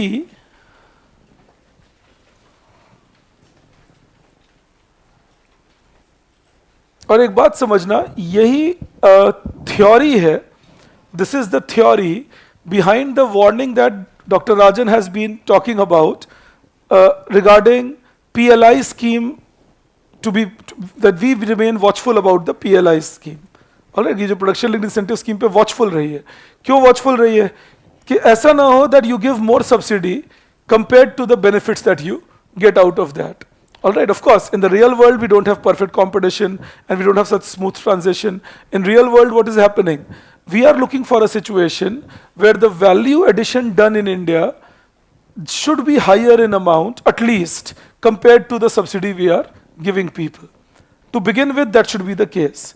Second is, we should also try understanding, क्योंकि real world ये partial equilibrium नहीं होता, general equilibrium होता है. So we should try understanding, is this the best we can do with the subsidy that we are giving? Like suppose if I am giving a 2 lakh crore PLI, then is that the best use of a 2 lakh crore to promote manufacturing in my country, or to promote welfare in my country, or to promote overall job creation in my country? क्योंकि 2 लाख करोड़ रुपए अच्छा खासा amount होते हैं, alright. तो उनको हम dilute नहीं कर सकते कि 2 लाख करोड़ रुपया मैं दे रहा हूं, अभी देखते हैं क्या होता है। You understand that? We have to be careful that we are giving this money, how much returns. So when he says that we should be careful, he is implying that. Again, the theory comes from this theory, that it is not necessary that if you give subsidy and the production in your country rises, then your country overall is definitely better off. There is no necessity behind it. We have to be careful who are becoming better off, who are becoming worse off, what are the alternative strategies we can go by, are those alternative strategies good enough, so on and so forth. You understand that? That is the basic idea to go by. I mean, to begin with, when we say that I'm giving a PLI, and until now, I don't see a major fault in the policy till now. I don't know what happens in future, but till now I don't see a major fault in policy. We are targeting some correct sectors. In PLI, we are targeting automobile, we are targeting white goods, we are targeting electronics, we are targeting pharmaceuticals, and we are targeting textile. So when you look at that, when we are targeting these have huge, which Dr. Rajan in his book ignores. क्योंकि वो एक example देते हैं semiconductor manufacturing का, और वहाँ बोलते हैं कि इतना पैसा खर्च करके 5,000 नौकरी बनाई जाएगी, इसमें और भी बहुत कुछ अच्छा किया जा सकता था। ऐसे बात वो अपने टीवी इंटरव्यू में भी बोलते हैं, पर वो एक बात इग्नोर कर रहे हैं वहाँ, लिंकेजेस का इम्पैक्ट। जब मैं ऑटोमोबाइल इंडस्ट्री को PLI देता हूँ, and if automobile investment rises in my country, then it will be linked to rubber industry, it will be linked to steel industry, it will be linked to MSME supplying components, it will be linked to say the lead industry. So in that case, there are linkages of each industry. So he's thinking a little simplistic. I don't know why and I don't know how. He's too good an economist to think that simplistically. ये बहुत मुश्किल है मेरा सोचना कि sir को ये बात स्ट्राइक कैसे नहीं कर रही है. Because I am myself a huge fan, but he's getting it not very correct here, because in his analysis at least he is choosing to be too simplified, ignoring the whole idea of linkages. Because you need to take up the idea of linkages. आप ऐसे, और मैं यहाँ पे multiplier effect की बात नहीं कर रहा, लिंकेजेस की बात कर रहा हूँ. मल्टीप्लायर इफेक्ट तो फिर और वर्क करेगा, वो तो अपने आप में एक और इफेक्ट है. मैं तो बात सिर्फ लिंकेजेस की कर रहा हूँ यहाँ, that one industry linked to another, so when you promote one, you promote another.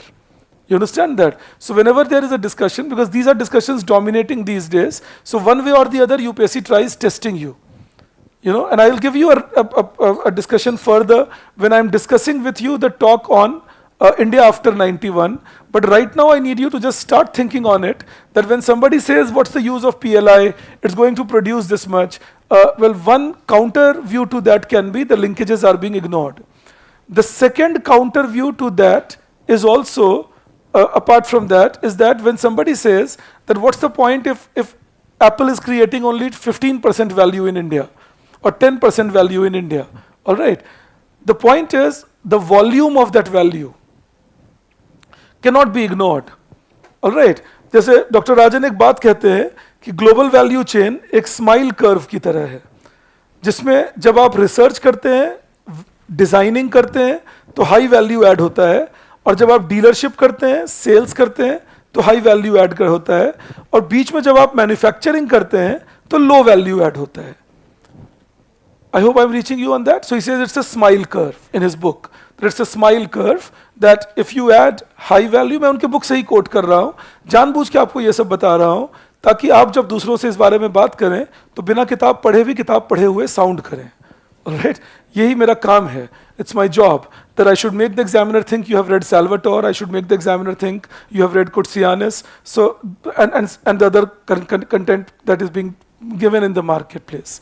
तो ये जो स्माइल कर्व की वो बात करते हैं गलत नहीं है, true. But again remember it also depends on what is the volume of this smile. Because remember, even if this is covering 35% of total value and this is covering 40% of total value and manufacturing is covering only 25% of total value, and if India produces only 10% of that value also, and but imagine if an iPhone is for 1.5 lakh rupees and India contributes 15,000 rupees and then Apple manufactures 2 crore iPhones in India. You understand that? That will be a 30,000 crore revenue or income that India will get. The third counter view to what he's saying is also that he's choosing to ignore the impact production will create by the GST it will generate, as a majority of things will be sold within India. Again, he is ignoring that, the impact it will have on government coffer. तो मान लो मैं एक सरकार हूं, आप समझिएगा मेरी बात, पीएलआई के बारे में मान सकता हूं कि थोड़ी बहुत जानकारी सबके पास जरूर है. तो पीएलआई क्या बोलते हैं, that we will give you 4% to 6% of your sales target as you complete the target. If PLI scheme is for 2 lakh crore and I complete the target of 40 lakh crore, understand that, because 5% का मतलब क्या, 20 times more मैंने produce किया होगा. तो अगर 2 लाख करोड़ की subsidy सरकार मुझे दे रही है तो जरूर 40 लाख करोड़ के सेल्स किए होंगे मैंने. समझ रहे हैं मेरी बात? अगर मैं 40 लाख करोड़ के सेल्स करता हूं और इसमें से 40% भी इंडिया में करता हूं, मान लें 60% आई export, even if 40% is in India, that will mean 16 lakh crore rupees of commodities I am selling in India. If I assume even a 12% GST on that, the government is recovering all the expenditure they are doing on PLI. So it can be revenue neutral in that, budget neutral in that sense. But again, and I am just an ordinary teacher, and I'm sure if I can think this, others can think it too. You know, ये जैसे आप पढ़ते जाएंगे arguments, तो आप, मतलब मैं पढ़ता जा रहा था जब किताब को, जैसा मैंने बताया कि मैं एक दिन शुरू होकर उसको एंड तक पढ़ रहा था, देखने को क्या क्या लिखा उन्होंने, टू अंडरस्टैंड हिम बेटर. तो ये जब पीएलआई के बारे में वो लिख रहे थे तो ये आर्ग्यूमेंट्स इमीडिएटली आ रहे थे मेरे दिमाग में कि ये बातें क्यों नहीं है यहाँ, ये मिसिंग क्यों है. These are 2-3 things that should have been there. So that is what you should keep in your mind. I don't care about others, but you should keep in your mind. I'll give you more arguments, but right now you live with these 3. I'll keep you telling you more things about the book as I teach you India after 91 and manufacturing in that. But keep these things, because whenever, see, in 2014 there were 2 books published. Understand that. There was one book published called India's Tryst with Destiny by Arvind Panagaria sir and Jagdish Bhagwati sir, and there was another book published same year called Uncertain Glory. That was by Amartya Sen sir and yes, John Dries. And that year, UPSC asked a question about what is the difference between these 2 methods of growth. वो optional paper में था सवाल कि आप ये दोनों method of growth का difference बताइए. तो आपको इसीलिए तैयार रहना होगा कि जब कोई इंपॉर्टेंट किताब की चर्चा ज्यादा होने लग जाए मार्केट में और वो किताब हमारे कोर्स से रिलेटेड हो, तो हमें उसकी खबर रहनी चाहिए कि क्या बात हो रही है, क्यों इतने ज़्यादा बातचीत हो रही है. एक किताब चूंकि डॉक्टर राजन ने लिखा और वो बहुत मीडिया सेवी हैं, तो उनकी किताब काफ़ी चर्चा में रहती है, वो प्रमोट भी कर रहे हैं बहुत अच्छे से उसे. एक दूसरी किताब आई unlimited India by Arvind Panagariya sir last year, which actually talks kind of counter views to these. Not exactly the one I told you, but these are other counter views about how export market gives you soft power and how export market also allows you to get better global supply chain presentation and so on, and therefore why India should go for in promotion of manufacturing and exports. So these are the 2 books according to me now which become the counterintuitive to each other. All right, so I have read both. You don't worry about that, that's my job. मैं फिर repeat करूंगा, मैं इसमें कोई बड़ी बात भी नहीं मानता हूँ. मेरा काम ही है कि जो किताब वो एक्सपेक्ट करते हैं तुम पढ़ो, वो मैं पढ़ लूँ और तुम्हें उसके बेसिक्स बता दूँ. तो तुम्हें मैं बता भी दूंगा, बट ये बातें अपने दिमाग में ज़रूर रखते जाओगे that the views given, because remember you see the newspapers or you see the news channels, right now the views are quite, again, singular. It's all about what we should do and where we are going wrong, etc., etc. I want your view to be plural. I don't want that view to be singular. So nobody says that India should not go for service-led exports. The point is that, but important is that going for service-led exports should not mean ignoring manufacturing development. That if you're going for service exports, it should not mean ignoring manufacturing development. All right, keep that in mind for the time being. We will build upon this further then. Yes, yes.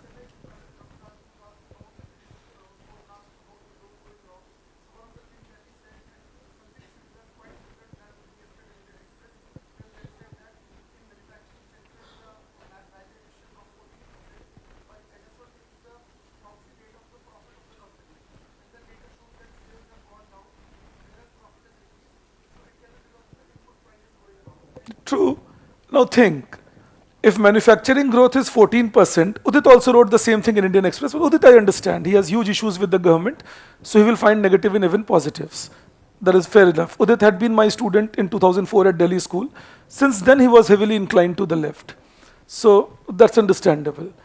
जो आप देखेंगे Indian express में उदित मिश्रा लिखते हैं एक explained page पे, till next time उनका and में एक होता है, वो कॉलेज डेज से बोलते थे till next time, you know, तो वो अपने एडिट पेज पे भी लिखते हैं. तो अब यहाँ सोचो, ठीक है, if we say that profit might have gone up while sales may not have increased and hence the growth looks 14%, but this must have been the same reason that profits might have gone down and input prices were up because the wholesale price index was high last year when the growth looked -3%. That means the parameters have not changed, no? And on same parameter we are growing. So why were we quiet when growth was low and rather saying, look, manufacturing is in doldrums? And why are we objecting to it now when growth is high? Doesn't it show side taking? ये तो पक्षपात हो गया कि तुम्हारे number अच्छे आ जाएं तो मैं बोलूं तुम्हारे जनरेशन में तो नंबर ज्यादा आते ही हैं, कम आ जाए तो तुम्हारा कॉलर पकड़ लो. भाई अगर तुम्हारा एग्जाम सिस्टम ट्रस्टवर्दी नहीं है तो कम आए तो भी बेकार ही बात है और अच्छे आए तो भी बेकार बात है. जैसे जनरली मैं सोचता हूं कि तुम्हारे नंबर से कोई फर्क नहीं पड़ता, तुम जानते कितना हो उस पर फर्क पड़ता है. तुम्हारे इस क्लास में बैठने का कोई फर्क नहीं पड़ता, तुम सीखे कितना उससे फर्क पड़ता है. You know, quality is always more than quantity. But statistically speaking, if my manufacturing grew at -3% last year and everybody highlighted that look, manufacturing is in doldrums, then there was no inspection about why manufacturing has gone down and nobody said that look, wholesale price index is high and therefore the value is less. अगर मैं criteria बदल दूं और तब high growth दिखाऊं, तब तो मैं मानता हूं कि कुछ गड़बड़ हो रही है. पर अगर सेम क्राइटेरिया पे पहले लो ग्रोथ था, अभी हाई ग्रोथ है, तो अब क्यों ऑब्जेक्शन जब हाई ग्रोथ है? You understand that? That is the quarterly data collection method. It is always done like that.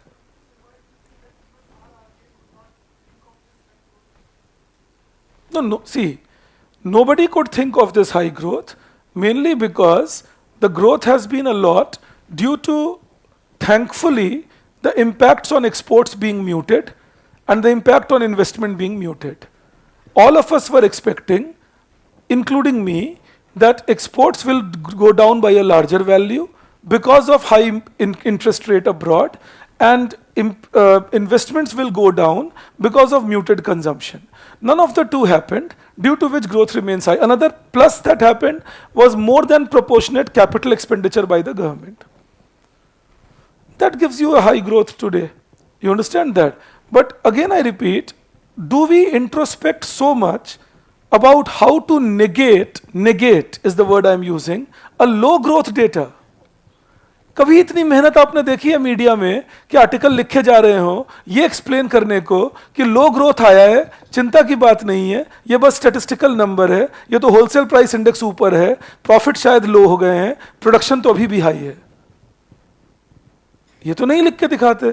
फिर तो अलग ही चल रहा होता है, लो ग्रोथ है, एम्प्लॉयमेंट गिर रहा है, देश संकट में है. जब हाई ग्रोथ आया तो हम उसे नेगेट करने की बात करने लगते हैं. मुझे इस बात पे आपत्ति होती है कि अगर, फिर मैं रिपीट करूंगा, अगर क्राइटेरिया बदल दिया जाए, if I change the criteria and then claim that look this year is better than last year, then I can claim that, oh look, this is forgery.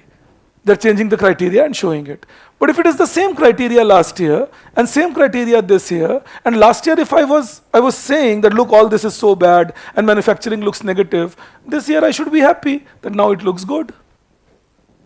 You understand that? So again, if you ask me, I think we can always find reasons of why, and we are very close to elections, don't forget that.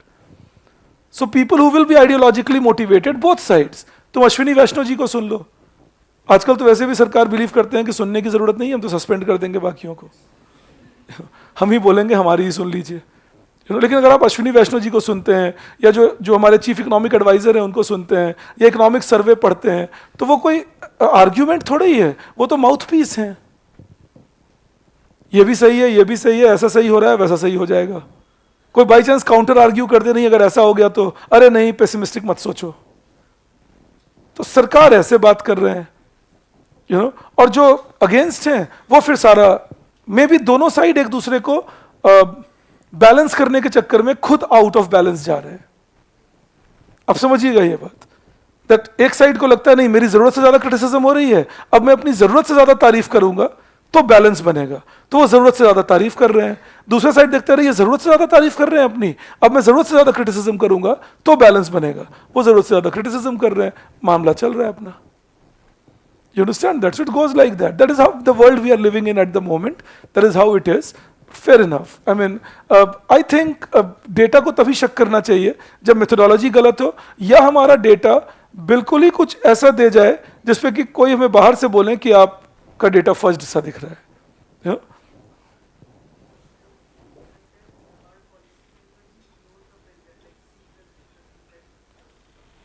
They tend to ignore that.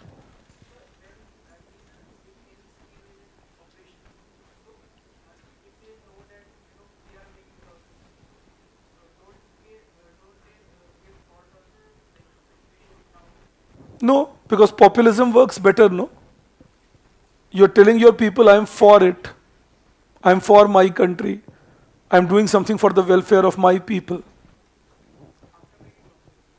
Because the losses are not known to people. Scooters India के बारे में कितने लोग जानते हैं? कल को scooters India को बेचने की बात की जाएगी तो कोई ये थोड़ी कहेंगे कि ये कंपनी 20 साल से नुकसान में चल रही है और इसको तो 20 साल पहले बेच देना चाहिए था। पब्लिक सेक्टर को बेचा जा रहा है, फैमिली सिल्वर बेचा जा रहा है, देश की संपत्ति बेची जा रही है। सोचो अगर तुम ही एक सरकार हो, चलो मैं तुमसे ऐसी मजाक कर रहा हूं बट ऐसे एक बात कहूं,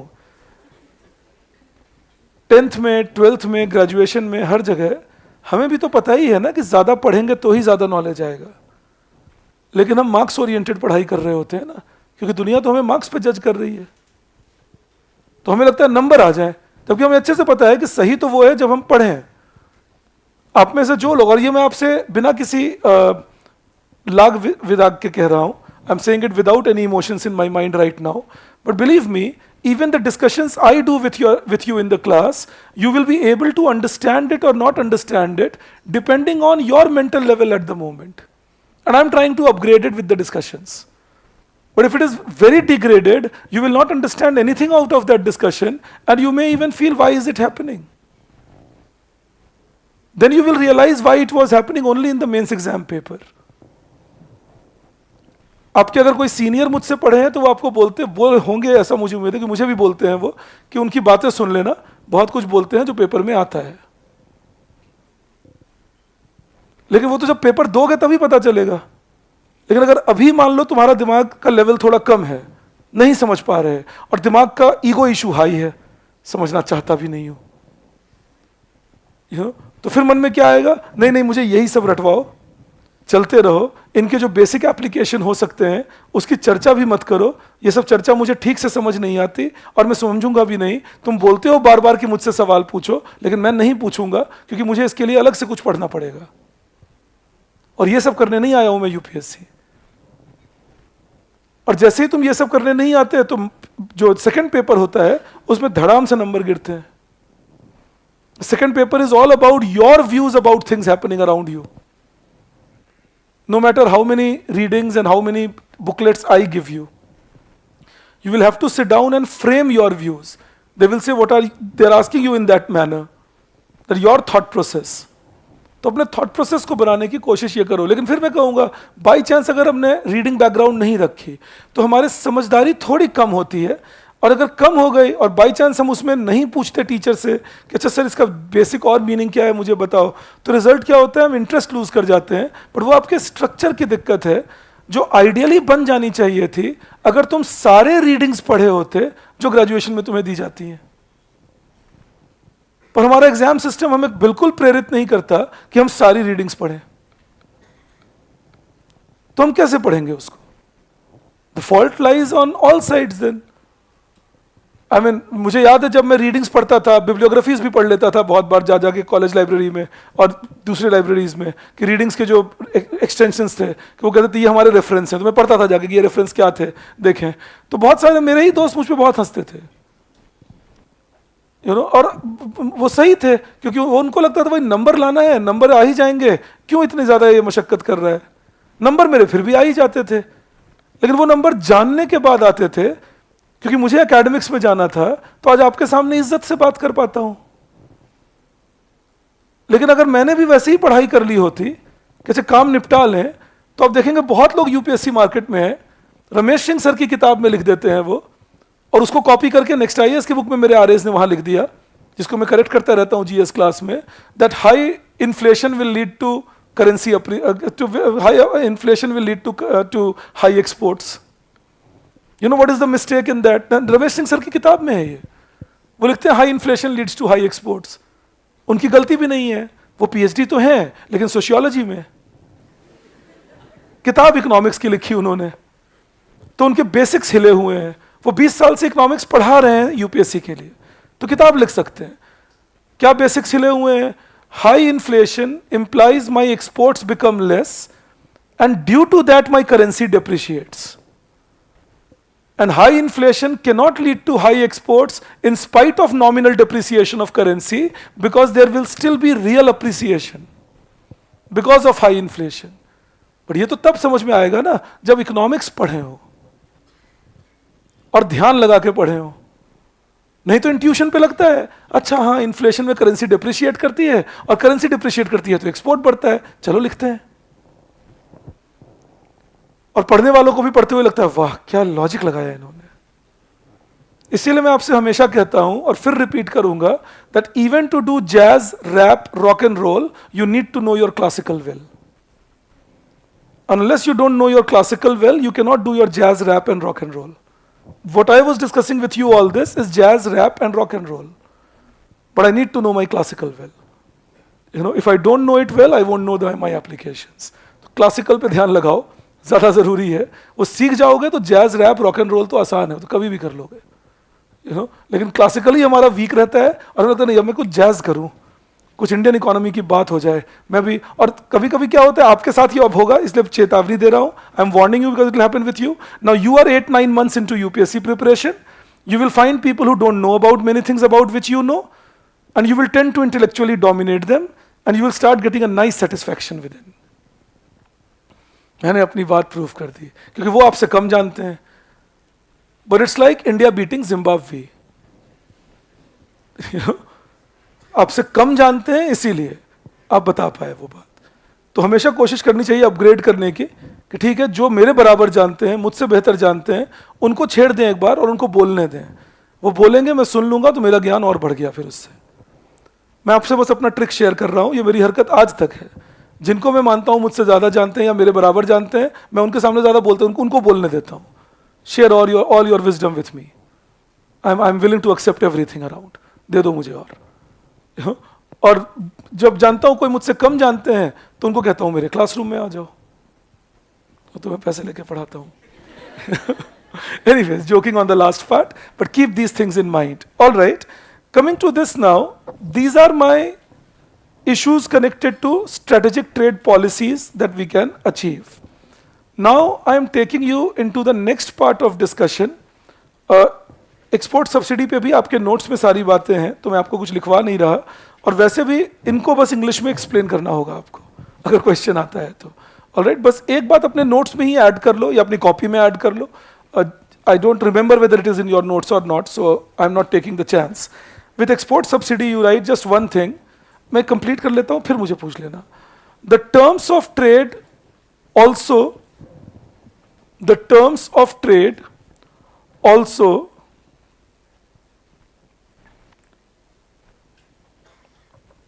reduces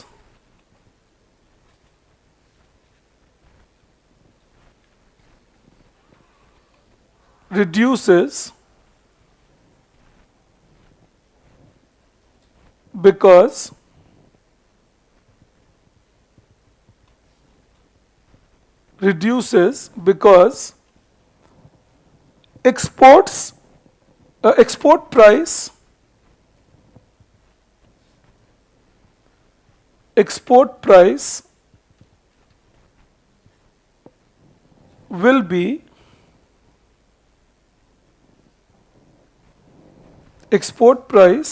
be lesser in the global market.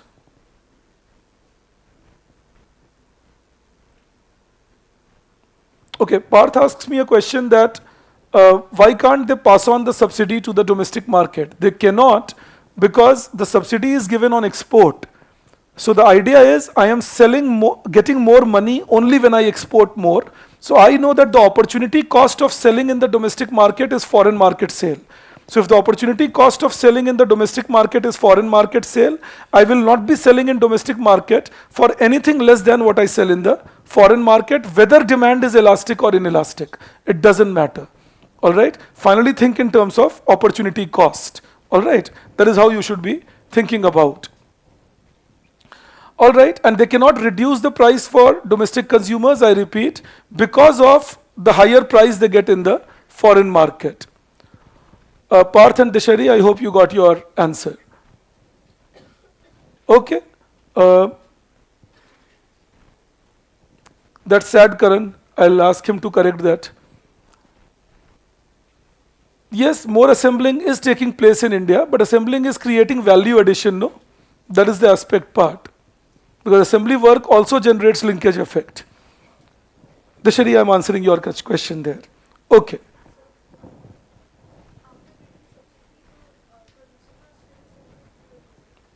They're selling at PW plus, they're selling at PW in the abroad foreign market, and they're receiving PW plus S from the government.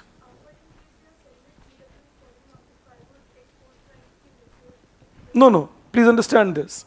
Again, we are assuming it nicely here at PW. All right. In relative terms, what is happening?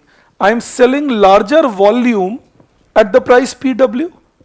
That is another way of terms of trade worsening. All right. Like now I'm selling more at the same price. That's terms of trade worsening. I had a hand raised? Yes, yes. Yes, yes. E is deadweight loss because these sellers were not capable of supplying at this global price.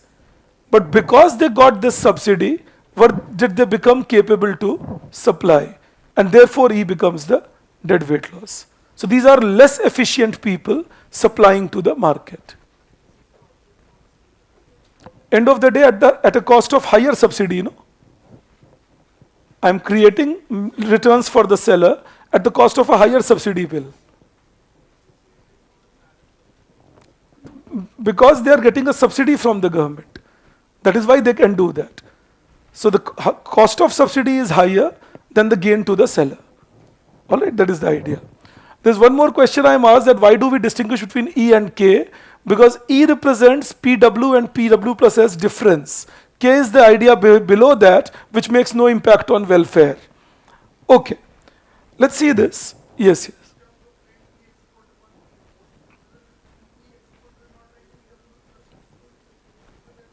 No, no, no. It's not PW plus S. Because remember, exporters are still getting PW only by selling in the global market. They're receiving PW plus S from their government. All right, the global market is still PW. And why do we say terms of trade has worsened? Because at price PW, same price, they're selling more in the global market. So when I choose to supply more than what I was earlier supplying at the same price, in a sense, I'm making my things cheaper. You understand that? Yes, this is all domestic market. So domestic consumers are paying PW plus S. ये जितना भी demand supply diagram हम लोगों ने बनाया, वो सब domestic market का diagram था. Alright, it was all that. That is why it was drawn like this here. Okay. Now if you would open your notes, because the volume is rising at the same price, Akarsh.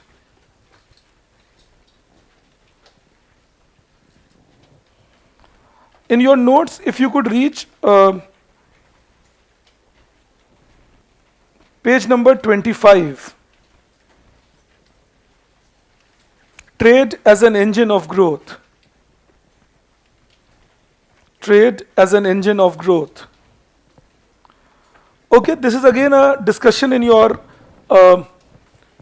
syllabus where they talk about trade as an engine of growth, import substituting industrialization, export promoting industrialization, and a discussion between all of those.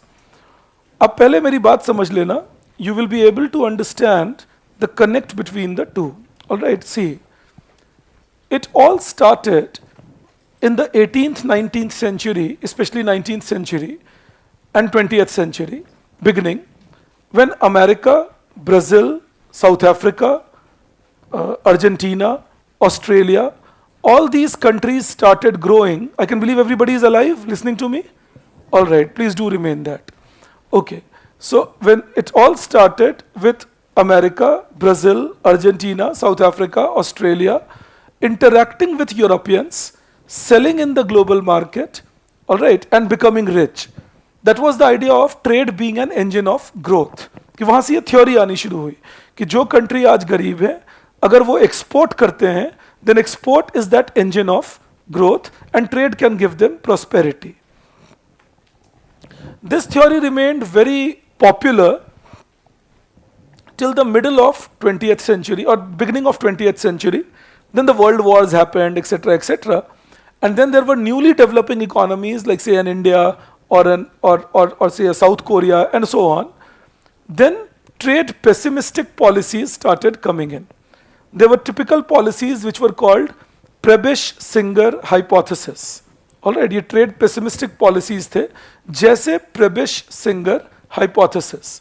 तो ये trade pessimistic policy क्या बोलते थे? ये बोलते थे that trade was the engine of growth for the larger countries who were supplying raw material to the Europeans and were getting capital from the Europeans, but that same benefit doesn't exist for today's developing countries because they may not have enough raw material themselves. Their industrialization has not happened, which is keeping them behind the curve. They may not get capital from these foreign countries. So trade may not be the same engine of growth for them as what it used to be for the past countries. All right. वहीं से discussion शुरू हुआ और फिर उसके बाद क्या हुआ?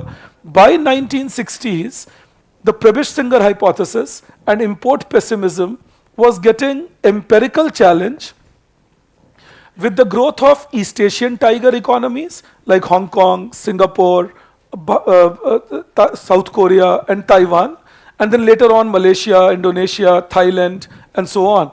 These were the East Asian tiger economies with whom this growth process began, and they were growing by export promotion. So there were two sets of theories in the world then.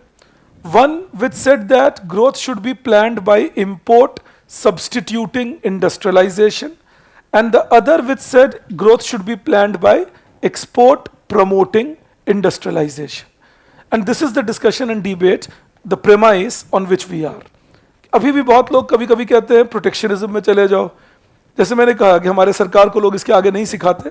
मैं कारण से कह रहा था कि अभी का वो टाइम है जब हमें फ्यूचरिस्टिक पॉलिसी बनानी चाहिए.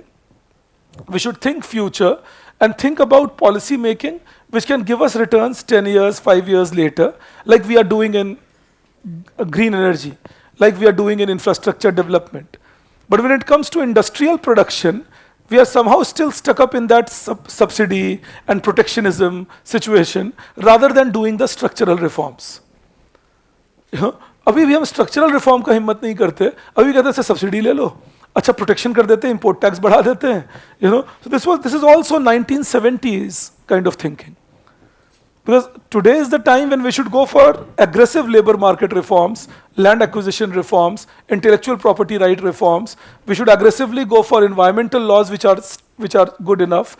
We should think about training of the workforce. We should think about ease of doing business, and so on. And that infrastructure growth at a faster pace, and all that will create much credit creation at a faster pace, digitalization at a faster pace. All that creates more possibility of growth for India in future rather than protectionism or tax benefits and all. ये सब 70 की कहानी थी. अच्छा तुम्हें tax का थोड़ा protection दे देते हैं, थोड़ा तुम्हें सब्सिडी दे देते हैं, तुम किसी तरह ग्रो कर जाओ. Today's world is not like that. It's changing very fast. Automation was not seen in 70s. We see high automation today. Technology is changing. तो इसलिए मैं आपसे कह रहा था कि अगर हमें अपना एक्सपोर्ट बढ़ाना है तो हमारे इंपोर्ट भी बढ़ेंगे. If exports have to rise, imports will rise. Why? Because global value chain will establish gradually itself into India. अच्छा एक बात सोचिए, और तुम इकोनॉमिक्स के स्टूडेंट हो, तुम्हें भी यही सिखा दिया जाता है, और हम इकोनॉमिक्स के प्रोफेसर्स को भी ये बोलते सुनता हूं, उनकी गलती नहीं है, लिमिटेड रीडिंग का असर है ये. That if we depreciate our currency it will be bad for India because we are an import dependent country. ये सुनते हैं आप? इसका क्या वेरिफिकेशन होना चाहिए? वेरिफिकेशन ये होना चाहिए that as I depreciate my currency, how much do my exports rise, how much do my imports rise, and how good my exports become to cover for my imports. ये test होना चाहिए ना इसका. अब आप सोचिए 1991 my total exports were $6 billion and my total imports were $12 billion. My currency was 12 rupees per dollar. This was India, 1991. Total exports $6 billion, total import $12 billion. My currency value was 12 rupees to a dollar. So my exports were able to pay 50% for my imports. I hope I am making myself clear to you on all that. All right. Then we go for a floating exchange rate mechanism, we shift to that and so on. And by 2023 today, my exchange rate has depreciated from 12 rupees a dollar to 81 rupees a dollar, 82 rupees a dollar. That's almost a 7 times depreciation. 7 times, mind you. Of course, we did other things also. We liberalized the economy, we globalized the economy, everything happened. But my exports today have increased from $6 billion to $773 billion. That is a 120 times, 125 times increase. And my imports have increased from $12 billion to $920 billion. That's around a 76 times increase. So in these last 30 years, with my currency having depreciated by almost 7 times, my exports at $773 billion, goods plus services, and my imports at $920 billion, goods plus services, my exports can cover 85% of my imports. How has depreciation made me worse off? Even as an importing nation. Think of it. इससे inflation बढ़ जाएगा, फिर तकलीफ बढ़ जाएगी, massive inflation हो जाएगा. पिछले 30 साल में कब इन्फ्लेशन 6% के ऊपर गया कोविड पैंडेमिक को छोड़कर और 2012 के इकोनॉमिक क्राइसिस को छोड़कर? डिप्रिसिएशन तो लगातार होता रहा करेंसी में. डेटा देखेंगे नहीं, इंट्यूशन देखेंगे, आइडियोलॉजी देखेंगे, जो सूट करता है बोलते रहो बस, और इतनी बार बोलो कि वो सच लगने लग जाए. बट डेटा से कोई लेना देना नहीं, पढ़ना लिखना थोड़ी है, बात प्रूफ करनी है. टेलीविजन में बैठकर या न्यूज़पेपर में बैठ के कौन ज्यादा चिल्ला सकते हैं? मैं आपको डेटा दे रहा हूं. You think about it in data terms. अखबार में 1000 बार लिख दें that we are an import dependent nation. If we let our currency depreciate, imports will become costlier, which will create problem for India. And I'm building up one more part to my discussion with you, since I have started this discussion. If I don't let my currency depreciate, how can I let that happen? When will it be possible that I don't let my currency depreciate, even if I am importing more than my exports? I supply dollar. All right. How do I supply dollar? My RBI will do it. How will RBI do it? Can RBI print dollar? No. How will RBI do it? Using its foreign exchange reserves? So think what a defeatist situation we are going in. I will not let oil become costly.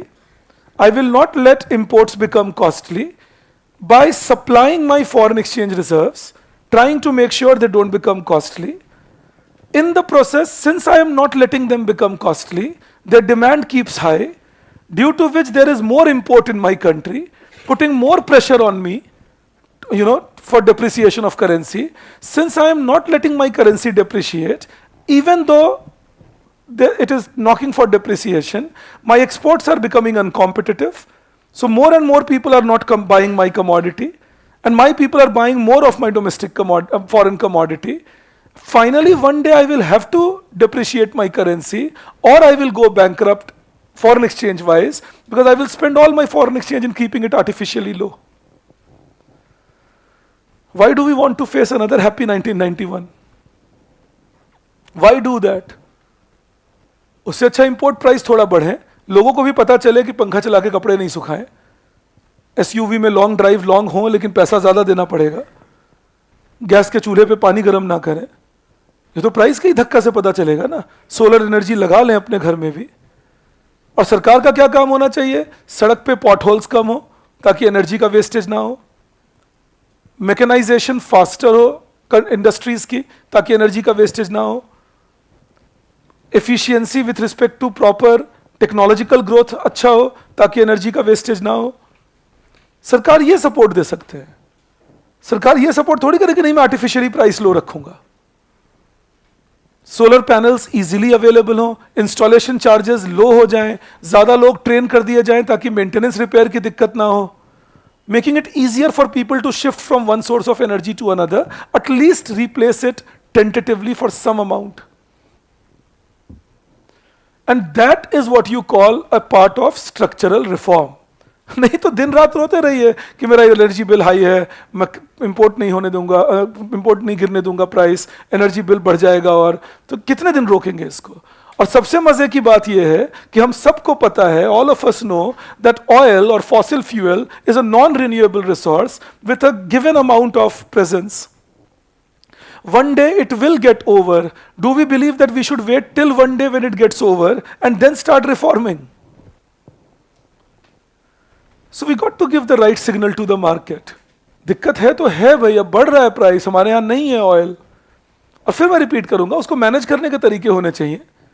Training people in saving energy rather than wasting it. So reducing it from demand side. Why making it easier from supply side so that people waste it more? So that is what we need to be careful about. I hope you will get the discussion in your mind. तो import export को लेके जब बात हो, ये दोनों बातें दिमाग, currency depreciation को लेके ये दोनों बातें दिमाग में रखोगे. One, currency depreciation has not made us worse off, at least with exports capacity to pay for imports. And two, we have to be careful that we cannot keep our currency artificially at a higher value, because if we try doing that, it will simply mean that over a period, our exports will not become cheap, but our imports will remain cheap, and that will contribute to current account deficit. And that's not a good thing to be with. Okay. Now, yes.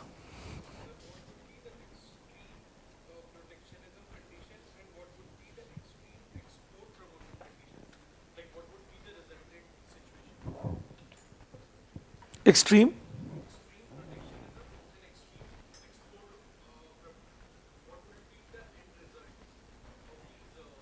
See, again, extreme is a very qualifiable word, no? If you go for extreme import protection, we already have India before 91. As an example, that's what you end up with. If you go for extreme export promotion, you will have to be extremely competitive. Because simply desire to increase export won't increase export. You got to be competitive. All of us want to sell more. But I got to be competitive in my approach. So even if I go for extreme export promotion, unless I'm not competitive, I'm not achieving it. That is the aspect. Okay. Depreciation against dollar, when you say related to power and image of our nation, that's again a bad idea, Anushka. Image of the nation goes wrong as soon as people see all those children without clothes on the street of your capital city. So if we want to manage the image of the nation, I think we can work on that part of the country more than currency depreciation. और उस हिसाब से Japan की तो कोई इज्जत ही नहीं होनी चाहिए, क्योंकि उनके करेंसी की तो कोई वैल्यू ही नहीं है. PX by PY is terms of trade, Satyam, but if you increase the supply at the same price, then the volume is more at the same price, which is again your terms of trade worsening. Depreciation against dollar, the IMF has called out RBI for not letting exchange rate fluctuate a lot. Yes, there is a discussion between IMF and RBI going on, but RBI cannot let the exchange rate fluctuate a lot like any developing country. It's not that we are the only developing country who does this, because of speculative attack that we can fear. So IMF can call us what they would like to, but end of the day, we can't let the speculative attackers attack us and stay with that. So that is one big reason why RBI has not let the exchange rate fluctuate. Having said that, also understand that exchange rate in the last 3 years or 2 years has come down from 67 rupees a dollar to 83 rupees a dollar, which is approximately a 20% decline. So saying that exchange rates have not changed in India at all, I think again IMF is not taking a long-term view, they are taking a 3 months view. So you can't talk about exchange rate without taking the deterministic long-term view. I mean, अगर हम आज exchange rate को के ऊपर एक objection IMF उठा रहे हैं तो 2013 में 67 रुपीज अ डॉलर था और 65 रुपीज अ डॉलर था और 2020 में 67 रुपीज अ डॉलर था. IMF को उस बीच में ज्यादा बोलना चाहिए था. That sounds more like manipulation. That for 7 years currency did not depreciate.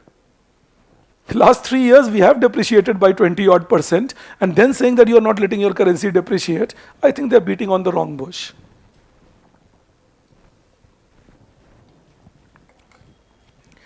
Remember one more thing in that, in all these talks, जब आप बोलते हैं ना IMF ने ऐसा कहा, वर्ल्ड बैंक ने ऐसा कहा, IMF के 4 कर्मचारी एक पेपर लिखते हुए ऐसा बोल रहे हैं. इसमें और IMF के कहने में फर्क होता है. Gita Gopinath is not on record saying it.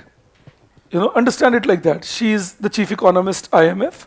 So if she is on record saying it, I'll believe IMF is speaking it from the mouthpiece. It is about a paper that IMF writes, highlights it, and sends it to the Indian RBI. RBI can give an answer to that. And these things are blown more out of proportion than anything else. तो इसीलिए इन पे discussion खूब होता रहेगा कि क्यों नहीं currency को जाने दे रहे हैं, होने दे रहे हैं. अगर आरबीआई करेंसी को फ्री, अच्छा एक बात और इससे पता चलती है, अगर आरबीआई करेंसी को जबरदस्ती डिप्रिशिएट या अप्रिशिएट नहीं करने दे रहे होते तो हमारा फॉरेन एक्सचेंज रेट जो था वो स्टेबल नहीं रहता, या तो बहुत ज्यादा नीचे गिरता या बहुत ज्यादा ऊपर जाता. बट हमारा फॉरेन एक्सचेंज रेट $640 बिलियन था मार्च 2020 में, मार्च 2021 में. उसके बाद हमारे करेंसी पे अटैक हुआ और साथ में ग्लोबल मार्केट में टर्मोइल आया. Our foreign exchange rate went down to $530 billion by around March 2022. Then RBI started increasing its interest rate. The foreign exchange rates again started growing. It reached $607 billion by October 2022, and it is again at $580 billion by around October 2023. Which means that RBI has been proactively intervening in the foreign exchange market, but not to manipulate the currency, otherwise we wouldn't have let our currency depreciate, but to stabilize the fall in currency so that we don't have speculative attack or we don't have instability in our capital account. I hope you got that part of the story. So in case this talk arises, you can say that these are the reasons that, and take my words for it, RBI यही कारण देंगे IMF को. आप 1-2 दिन में अखबार में पढ़ लीजिएगा इसको. ये कारण आएंगे RBI की तरफ से कि ये कारण है जिसके वजह से हम लोग ऐसा कर रहे थे. क्योंकि ये कारण RBI शुरू से बोलते रहे हैं. जब हमने $640 बिलियन को अपने पास रखा था तो भी लोग कह रहे थे आप करेंसी मैनिपुलेटर हैं. आप में से कुछ लोगों को याद होगा मार्च 2021 Americans had served us a notice that you are a currency manipulator, and we had answered to them that we are not currency manipulator, we are taking all this currency because we know that after COVID pandemic there will be a lot of fluctuation in the market and we will need our currency to stabilize, foreign exchange reserves to stabilize our currency. And that is what we did after March 21 till March 22, where we used $100 billion out of $640 billion to regularize and stabilize the currency. In those days the newspapers were continuously printing India's foreign exchange reserves have come down to a 3-year low. It is historical and RBI should be careful about it. Not realizing that we had $400 billion in March 2019, we had $640 billion by March 2021. It was a conscious effort by RBI to accumulate currency so that they could make sure that during the time of distress, they have enough money to pay for it. So understand it like that. मैं आपको बस wholesome understanding दे रहा हूँ that why RBI is doing it. So and then others can bring their point of view to that, but RBI is doing it for these reasons. All right, just keep it in your mind. Again, this is not such an important debate which will last very long. I have all my doubts, so you can just keep it for the time being in mind, and gradually, if the debate continues, then of course I will bring it forth to you. Okay, now I'm going through page 25. You please be with me. Trade as an engine of growth has been propagated by trade optimists who believe that if an economy opens itself to trade, then it will certainly improve its growth rate. That is the definition of trade as an engine of growth. कि अगर आप open करेंगे तो पक्का आपका growth rate बढ़ेगा. Classical trade theory regards trade as a significant factor for promoting growth, and they took the empirical evidence, as I told you, from US, Canada, Australia, Brazil, etc. There were several reasons given as explanation. अब क्यों trade as an engine of growth बना, ये उसके कारण है. कभी कभी तुमसे 20 नंबर का पूछ लेते हैं, critically analyze if trade can act as an engine of growth. You will have to do this whole discussion that I am discussing with you in all that. Okay, or sometimes they will say, do you agree that trade is an unequivocal method of growth for any economy? Now again, as soon as they say, do you agree, any economy, it means again a long-term analysis of what did trade do for few economies and what it did not do for few others, and what should be our view then on that. Alright, तो ये इस तरह के question जैसे ही देखो, do you agree, is trade an engine of growth, समझो ये वही बातें चल रही हैं. Or export oriented industrialization and import substituting industrialization. Again, similar talks come in. So, coming back to this, there were several reasons given as explanation. The new countries were richly endowed with natural resources ranging from food grain and plantation agriculture to minerals. So that is one thing they said, that the new countries, America, Canada, they had minerals, they had food grains, they exported that easily. The British and the other Europeans would buy it, and that gave them high growth. The second reason they gave, workers migrating from Europe were skilled workers and carried capital. You understand that? That was the difference in those days. That उन दिनों में जो worker Europe से America जा रहे थे, या जो यूरोप से ब्राजील जा रहे थे, जो यूरोप से अर्जेंटीना जा रहे थे, they would have their own skills and then they would have money in their pocket. So they brought capital also along with their labor force, and they also brought their skill, which meant that these countries could grow faster because of the human capital and because of the physical capital that along with trade was coming to them. Alright, that is the second argument that they give for trade as an engine of growth for these countries. Third thing was, improvement in technology promoted growth in bulk. You know, like say the development of combustible engine. So volume of sea trade became high. Electricity meant that you could have refrigerated ships. So all that meant that volume of trade became high with better technology, and that was the reason of growth. Then I come to the second part of the discussion. मैं उसके नीचे read कर रहा हूँ. Post Second World War, developing economies faced the dilemma of whether to open up or remain closed to external trade. ये pessimism नहीं है, ये pessimism है, उसको ठीक कर लो. Most of the pessimism,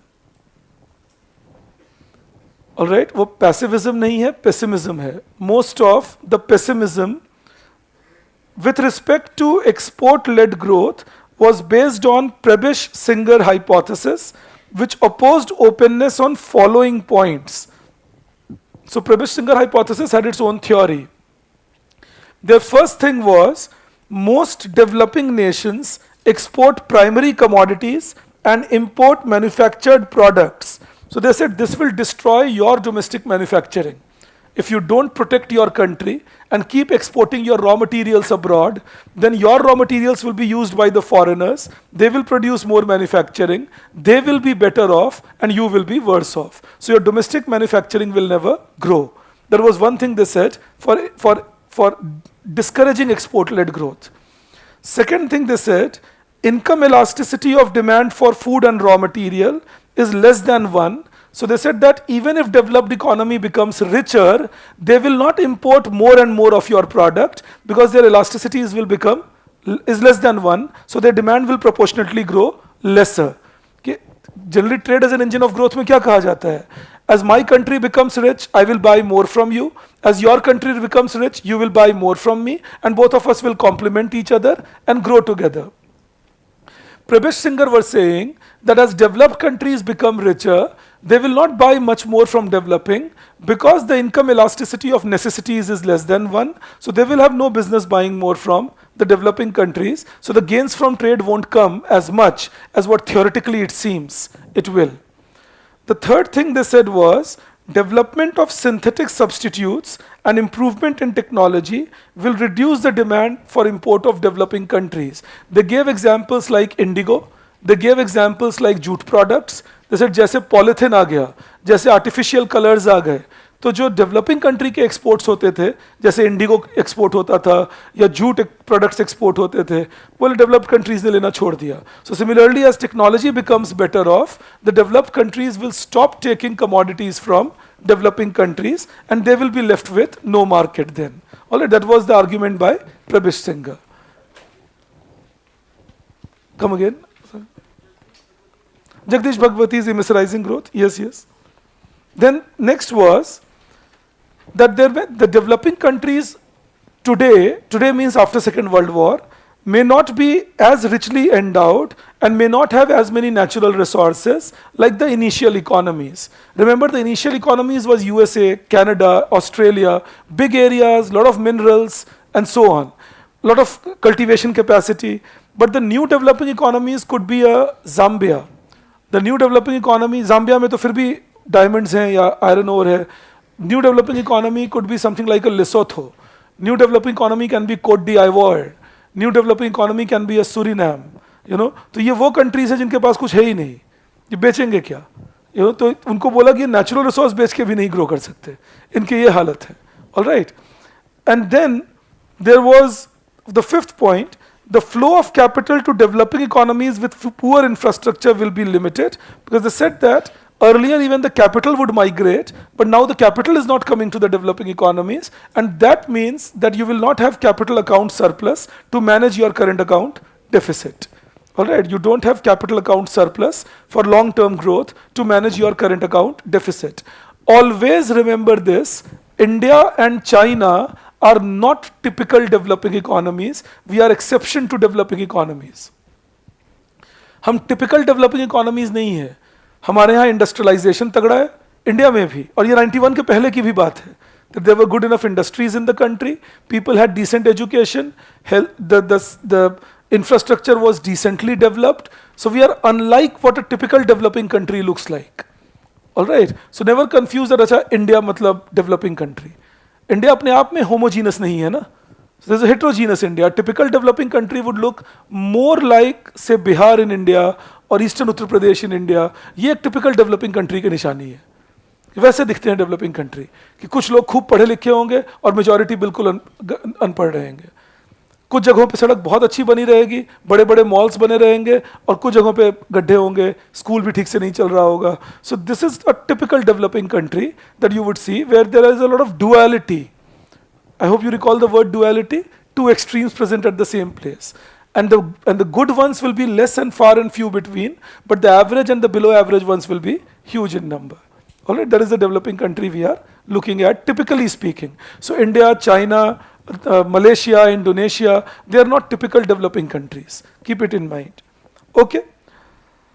Then I go further. Prabir Singh also highlighted that developing economies have a large presence of trade unions, which put pressure on to protect labor-intensive technology. While the same is not true for developing economies, they also show the elasticity of production of developed economies is very high due to dominance of manufacturing goods and low because of primary articles in developing countries, which gave large bargaining power to developed economy. दोनों बातें समझना. Again, remember, we are not talking today, we are talking 1950s. Trade unions were very dominant in developed countries, so they resulted in more protectionism for labor-intensive products.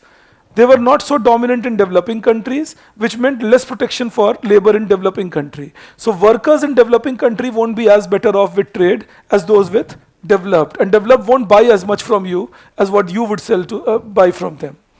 Secondly, developed countries were selling manufacturing. Manufacturing will have a more price elasticity. इसका मतलब क्या होगा? अगर developed country अपना currency depreciate करेंगे तो सस्ता होने की वजह से उनके एक्सपोर्ट ज्यादा बढ़ जाएंगे.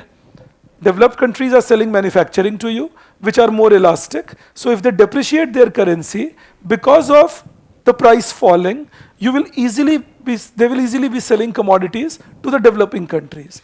But developing countries were selling more agricultural goods. Since they were selling more agricultural goods, because even if they try depreciating their currency and as their price goes low, even if they are able to sell more, their total revenue will be lesser only, no? You understand that? So any depreciation will favor the developed country rather than developing country. मैं फिर repeat करता हूं, total revenue method of elasticity याद करो, total expenditure method. If demand is elastic, then as price falls, demand rises and total expenditure rises. Price and total expenditure move in opposite direction. And inelastic, price and total expenditure will move in same direction. So if developed economies have elastic demand for their product and they depreciate their currency and their price falls, because their demand is elastic, total expenditure on their product will rise and they will gain.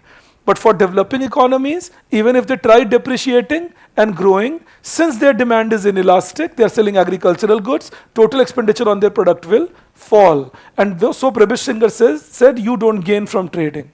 You will not have much of a benefit. So now, to prove this theory, I'm in the second paragraph, to prove this theory, they took data from Britain's trade with US between 1870 and 1938 and showed that terms of trade was improving for Britain. तो उन्होंने कहा Britain हो गया industrialised country, US हो गया agricultural country. 1870 to 1930s they took the data and they said that look, as trade happened, Britain was gaining with their terms of trade improving, but they were criticized for it. The criticism was, however, the finding has been criticized because A, it ignored the decrease in shipping cost. तो हो सकता है नहीं, ये हो रहा था that American commodities were becoming cheaper, not because the Britishers were bulldozing them to sell at a lesser price, but because the shipping costs had become lesser.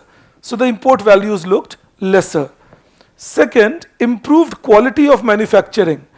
Britishers were selling them high price manufacturing, but then the quality was improving. So the high price was not for the same product, it was for a better quality product. I hope I'm reaching you on that. And third, lack of uniformity in trade from both sides. What does this lack of uniformity in trade from both sides means? It means that Americans were not only selling agricultural goods to Britain. By 1915, 1920, America in fact was the largest producer of manufacturing in the world. So they were also selling manufacturing to Britain. And America was not only buying manufacturing from Britain, they were also importing a lot of coal. They were importing a lot of raw iron ore from Britain, which they used to have. So that meant that the trade was not uniform. ऐसा नहीं था कि Americans सिर्फ primary good बेच रहे थे और British सिर्फ secondary good बेच रहे थे. The trade was mixed. Americans were selling primary goods and purchasing primary goods, and they were selling manufacturers and purchasing manufacturers. So Prabir Singer was not correct in these things if they concluded with American and British data. All right.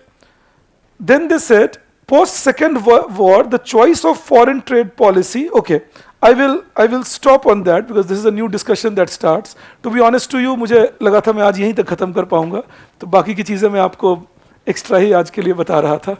But चलो अच्छा है, कल हम वैसे भी ज़्यादा time class नहीं कर पाएंगे. Tomorrow, I again repeat for all of you, we will meet at 2:30 and I will leave you by around 4 kind of, because the room is available till then for us. All right? Thank you. I'll see you tomorrow then.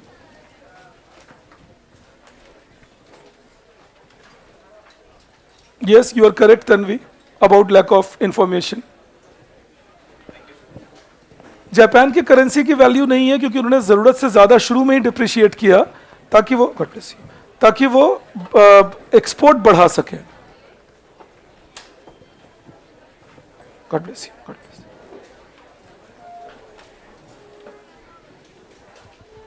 It's possible, Yash. What you are saying is possible. Thank you, Divyanshi. God bless you. RBI should regulate currency, but they will have to interfere, Anushka, because end of the day, God bless you. End of the day, they have to make sure that we don't have speculative attack. Thank you, Khushi. Thank you, Karan. Thank you, Pratibha. Good evening. Thank you, Himanshu. Thank you, Dishmi. Thank you, all of you online. I'll see you then tomorrow, 2:30 tomorrow.